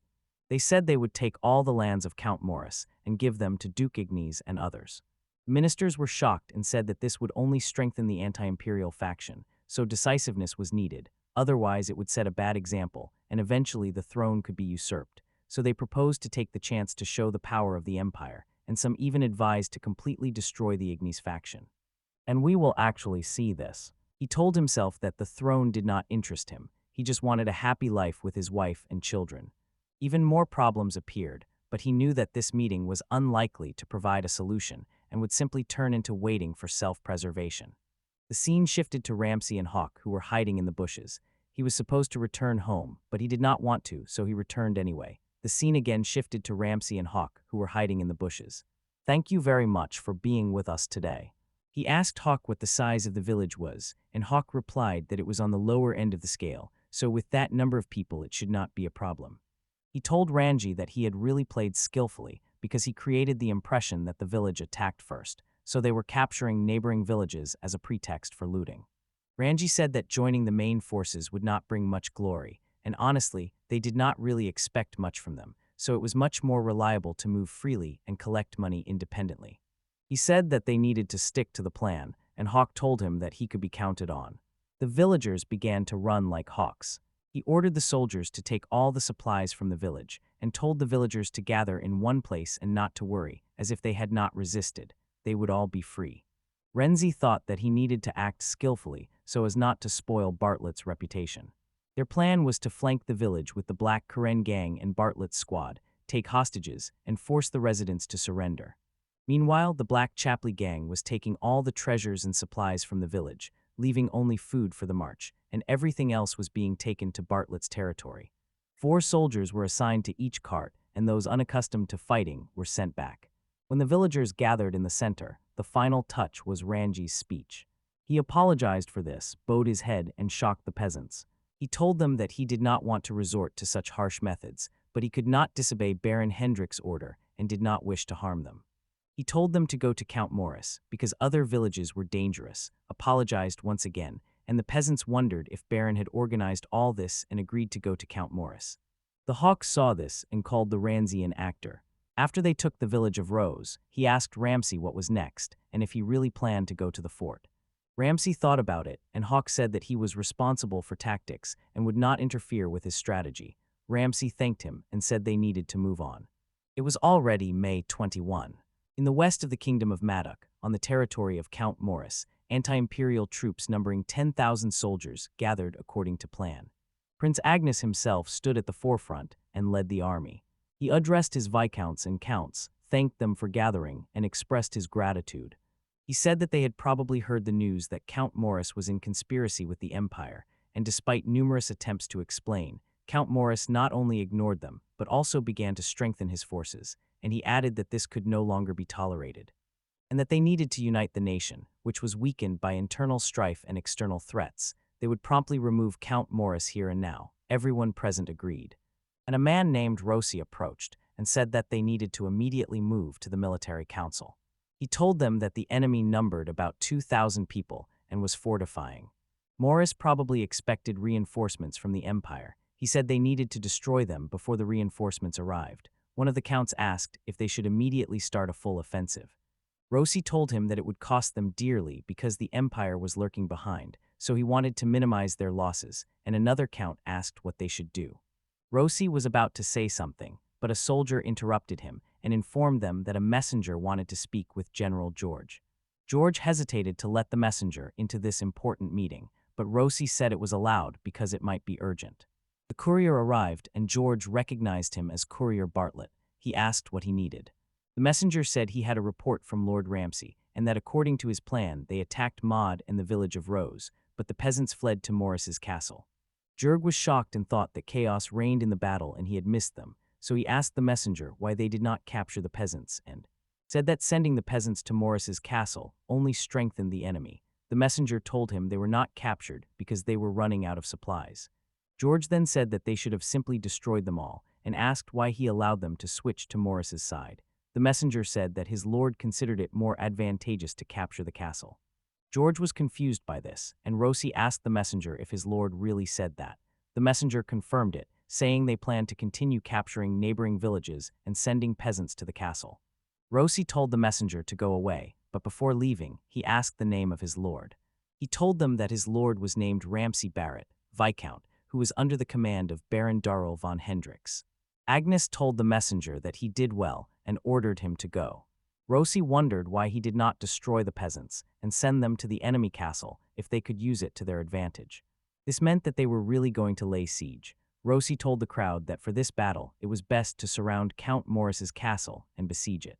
Everyone was shocked by this, and one of the counts said that he could not agree with it because they were true aristocrats, not common low-born, had traditions and prestige, so in such a shameful battle their dignity would be stained. Rossi heard this and thought about the duties of the retribule nobility. But it also meant that the territory had to be governed. He knew they had to put prestige above practicality. Ignis asked Rossi to suggest an alternative. Rossi told the crowd to break through to the arrival of the imperial army, and he said that if it was decided, they should hurry and prepare to move west. Ignis saw Rossi deeply thoughtful and asked him what happened. And if he had something on his mind, Rossi said that this count. Insightful gaze of Ramsay Bartlett on the battlefield. And the preparatory work was quite interesting. The scene shifted to Hawk and Ramsay, and Hawk asked him what their next step was. Since they had already captured most of the villages, and the only thing left nearby was the fort, Ramsay agreed, saying they lacked soldiers to transport the captured supplies. Ramsay advised pretending that they were surrounding Ford while waiting. Hawk asked him if they could do that. Due to the large number of people, they could not be surrounded. At that moment, a soldier approached Ramsay. He was told that they were still far away, but a small cavalry detachment was moving in their direction, and it was unclear to whom it belonged. Ramsay and Hawk were shocked. Hawk ordered the guards to gather and prepare for interception. Ramsay wondered whether the small detachment came for reconnaissance or with a message. The detachment arrived and Hawk stopped them, asking who their commander was. Even soldiers from the units said they were messengers of General George, representative of Baron Hendrik, and asked if these were the troops of Ramsay Bartlett.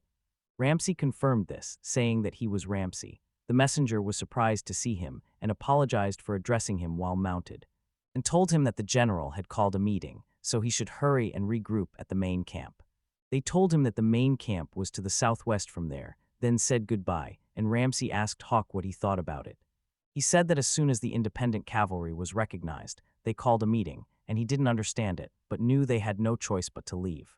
He told the soldiers that the break was over, and they were moving out. Ramsay wondered if the situation on the battlefield had changed. After some time he arrived at the main camp. Hawk saw many soldiers and people, and said the scale was impressive. One guard approached, asked if Lord Bartlett was here, and ran off. Ramsay confirmed this, saying he was Ramsay, and noticed the guard's well-groomed appearance, wondering if he served some higher noble. The guard was surprised to see Ramsay, told him that Duke Agnes had asked him to come and asked him to follow. Ramsay was surprised to learn the Duke was there, and said to him, Hawk was going to leave the army to him. Hawk, who was also surprised by the Duke's appearance, ordered Ramsay to go ahead. After some time they approached the tent. The guard announced himself, apologized for the disturbance, and said he had brought Lord Bartlett with him, then asked Ramsay to come inside. And only upon seeing the Duke, Ramsay knelt down and introduced himself, saying he had heard he was being called, so he hurried here. Ignis told him he could relax, there was no need to be so tense. He said that the one who dealt with it was not him, but Rosi. Rosi introduced himself as the Duke's assistant. He told Ramsay that he had a few questions for him and just needed answers, because Ignis was a good man and would not get angry over trifles. At first, he asked why his army attacked the villages. Ramsay replied that they were simply trying to weaken the enemy.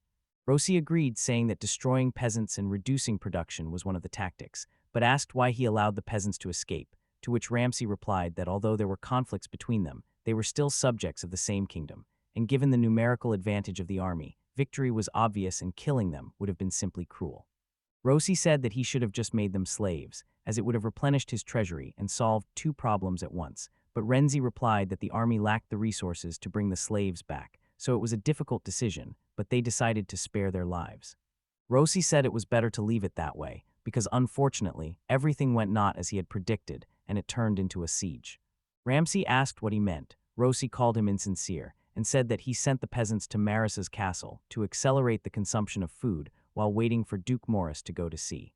Rosi smiled and said that what was done, and that tomorrow during the siege he wanted to hear his proposals. Ramsay asked what else they could do, because with such a difference in forces they should act aggressively. Rosi said that would only cause them more harm, and he wanted to win while minimizing their losses. Ramsay thought to himself that he said so, but they had not undergone any military training. Ramsay said that was just one example. But then he suggested something. After a short conversation, he left, and Ignis asked Rosi what he thought about the current strategy. Rosi said there was work to be done, but overall the direction looked good. He continued to say that Ramsay was quite capable for a rural lord, and that from Baron Hendrik he expected a few good things. Ignis said that he was not happy when shown new toys, and maybe he should also leave his mark on them. Now it was May 23, and Morris was very nervous. He grabbed Penelue and asked where the reinforcements were and why they were not there. She told him she would check it and left the room, upset. When she entered the room, she saw Percy there and praised her. Pamela asked her where Licht was, and she said he was pulled in to help the soldiers. Pamela sat down and asked her if it was already time to leave this place. Percy told her that she and Licht had just discussed the escape that night. Pamela was surprised and said she had heard nothing about it. Percy said that was because she had not told her, and told her to do everything possible. Pamela Guard got angry about this and said they needed to collect those decorations for which they made the Count pay. Just then Lit entered the room and looked worried. Pamela said she was glad he was safe. Percy asked him what had happened. He said that something seemed off to him. He explained that even as dusk was falling, the Iron Forest showed no signs of retreat, yet they continued to attack the gates without arrows. Hamel said it was better to break the gates, and since there were so many of them, they should just attack the castle gates. Lit agreed and said that the difference in numbers was huge, but the gates were never breached. They had too few warriors, and it seemed like they had no intention of taking the castle at all. Percy said they were probably afraid of Imperial reinforcements because they thought they would come while they were hiding there, and Licht asked if that was really the case. Hamel said she didn't care about their plans at all and asked Lick how they would get out of there. Lit said they were surrounded by enemies and a battle was underway, so they had no choice but to blend in with the locals and flee. Fortunately, many peasants had strangely hidden in that castle. Percy said they had no other choice, and Pamela said she would get ready quickly and asked him to wait. Licht pondered what the Duke's army was occupied with and realized that the kingdom had clever strategists because they skillfully exhausted the opponent without causing greater harm. It was already May 24, and Lord Douglas and Lord Dobie were discussing the battle. Someone said that the forces against the Empire attacked day and night. They divided their troops and probably couldn't even rest, and he said the problem was with the arrows because they were used up too quickly, and due to the lack of quality arrows they were dying. He asked the soldiers if they had already found Laked and Percy, but they said no. Dobie told him that it was enough already, and explained that the Empire had cornered them from the very beginning. They were not going to send reinforcements, they were simply being used as pawns to exhaust the kingdom. He said that from now on they needed to think about the future, because reinforcements were not to be expected, so capitulation might be an option. He asked Douglas what he thought, and Douglas replied that if they surrendered, everyone would be executed, so they would fight to the end like warriors. Dobie said they could do that, but they were also involving the townspeople and soldiers, and Douglas added that if this continued, the townspeople would become slaves, so they needed to fight for better peace terms.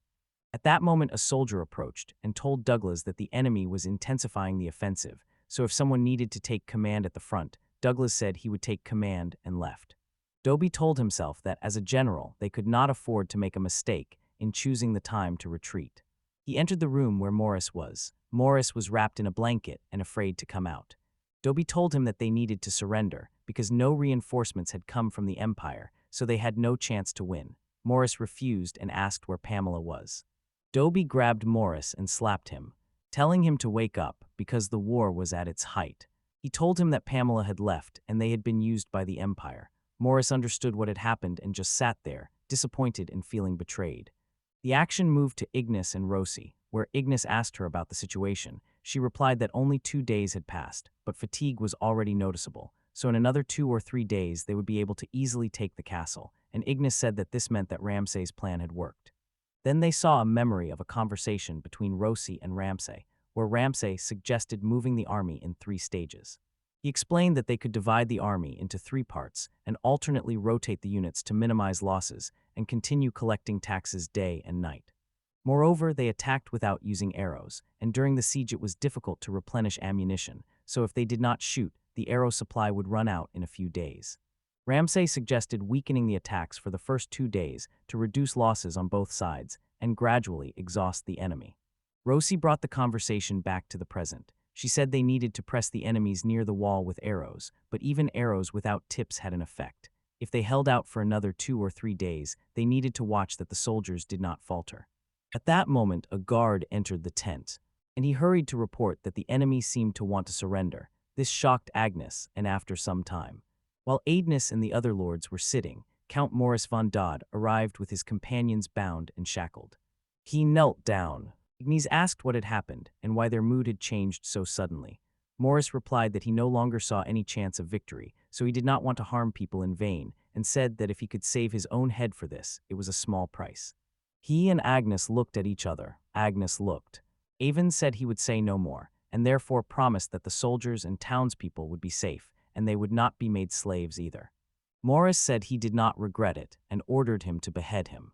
Agnes gave a sign to his soldier, who drew his sword from its sheath and, with one swift motion, beheaded Maurice, killing him. Then he covered the body with a cloak. Then Agnes asked Douglas and Dobie what was happening in the Count's lands.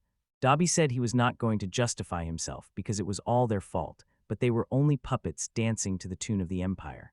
Dobie told him the whole story. At first they insisted that Lord Maurice marry and promised to send a capable daughter. Although he was somewhat interested, his fiancée never arrived. They explained that they were looking for a suitable bride for the Count's house, but in reality there was never any plan. 2 imperial generals were sent under the pretext of protection. Believing the words about full support, they decided to aim their arrows at His Highness the Prince. Those generals disappeared when the battle began, and their bodies were not found. He said they probably fled, anticipating the fall of the castle. They realized they had fallen into the Empire's trap, and without reinforcements, surrender became their only option. He told him that Lord Maurice deeply regretted it, and that he himself regretted having naively believed the Empire's kind words, and thereby caused unnecessary harm to his soldiers and citizens. In this case, he had no other choice but to give his head and beg for mercy for the citizens.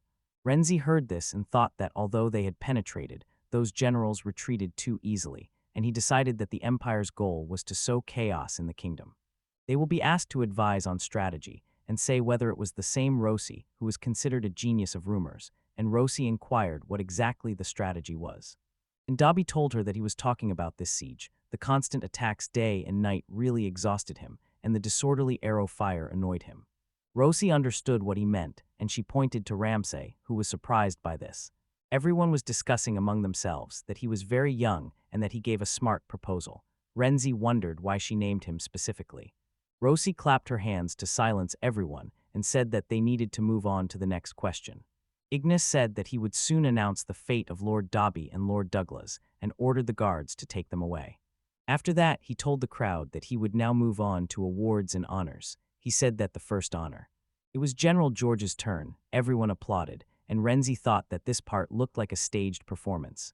But in this operation, no one stood out. Even if they gain the county, the money and lives spent on the campaign will not return, and most likely more influential nobles will be rewarded.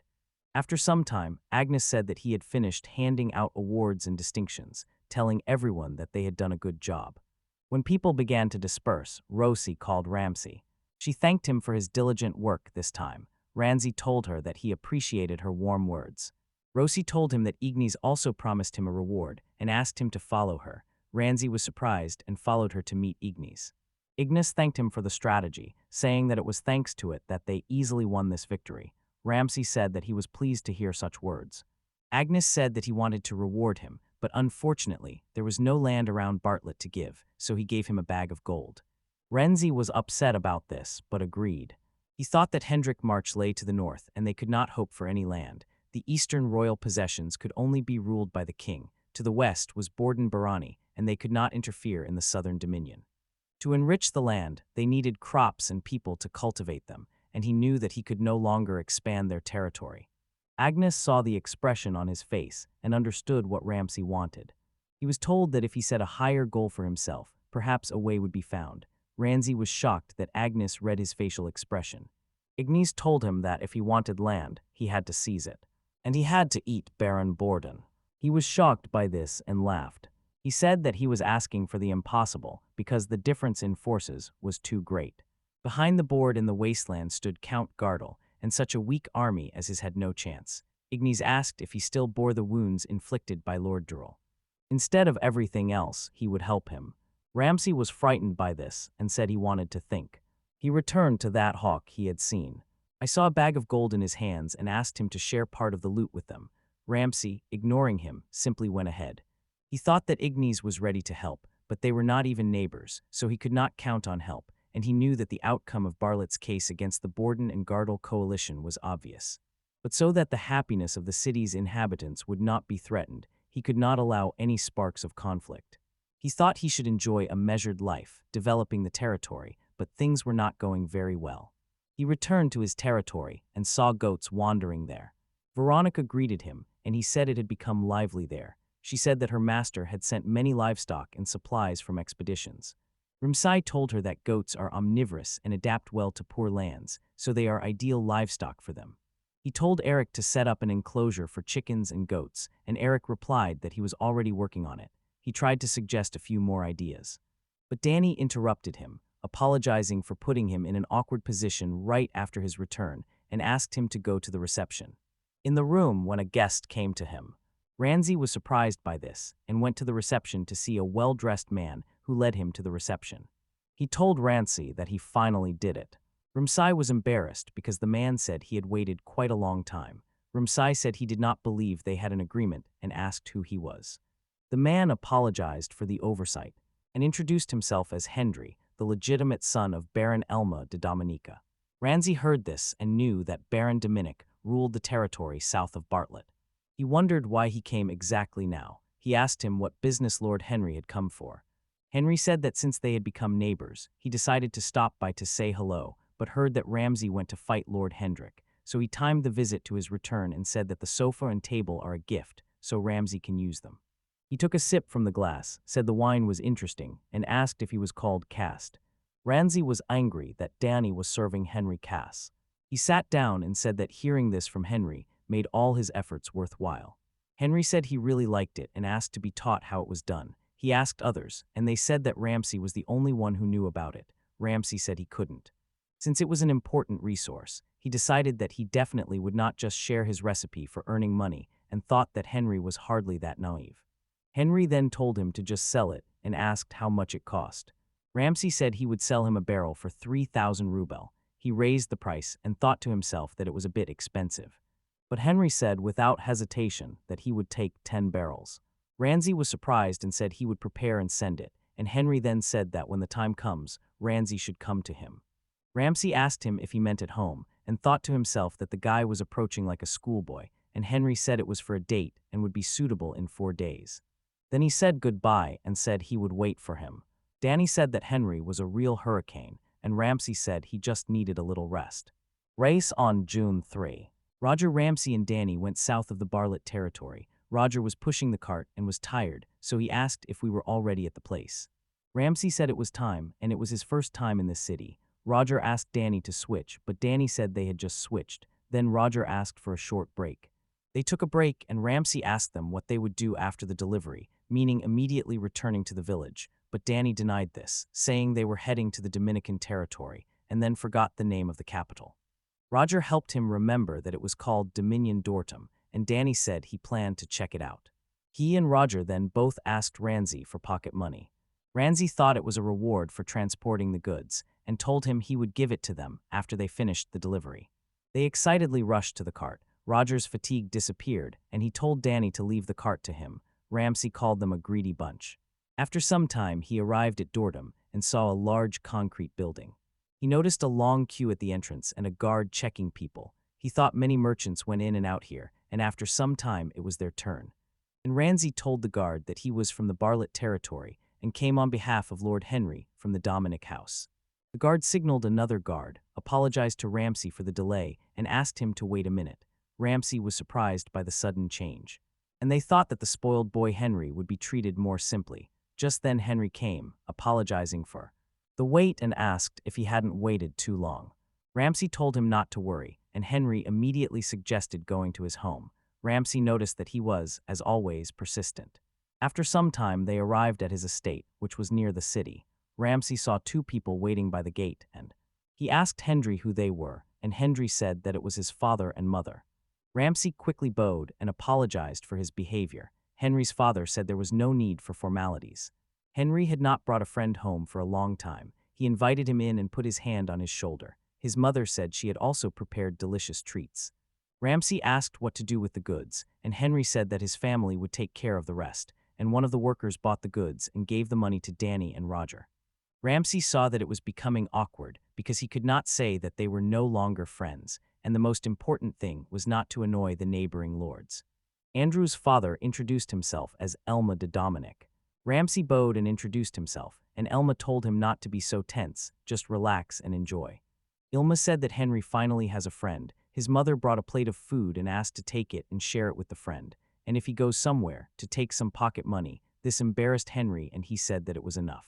He nudged Ranji and said it was time for them to go. Ranji thought it was a perfectly ordinary family. Henry led him to his room and told him to hang his coat anywhere. Henry laughed and said he had just shown the side he didn't want to show. Ramsay praised his room, saying it had only the best furniture. Henry said their family had become wealthy through trade, and his father had bought a title from the royal family that was struggling.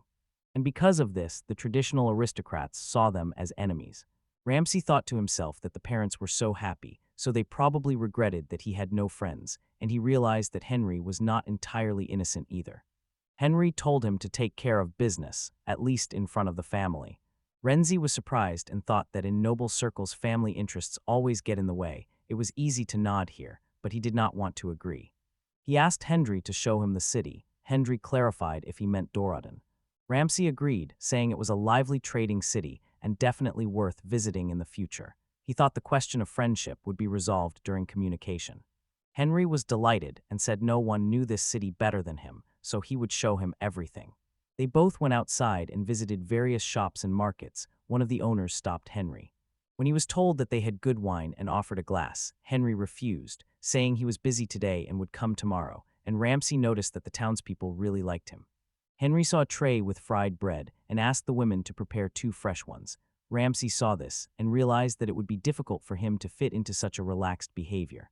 They both ate fried buns, and Henry asked if there was such a city in Ramsay's lands. Ramsay replied that they usually went to trade in Hendo. Henry noticed something and told Ramsay that there was no need to speak formally anymore, and no one would scold him for it. Ramsay agreed, and Henry said that Hendo was a big city, but they did not lose out on trade. Ramsay laughed and agreed. At that moment he noticed a large castle. Henry asked him what had happened.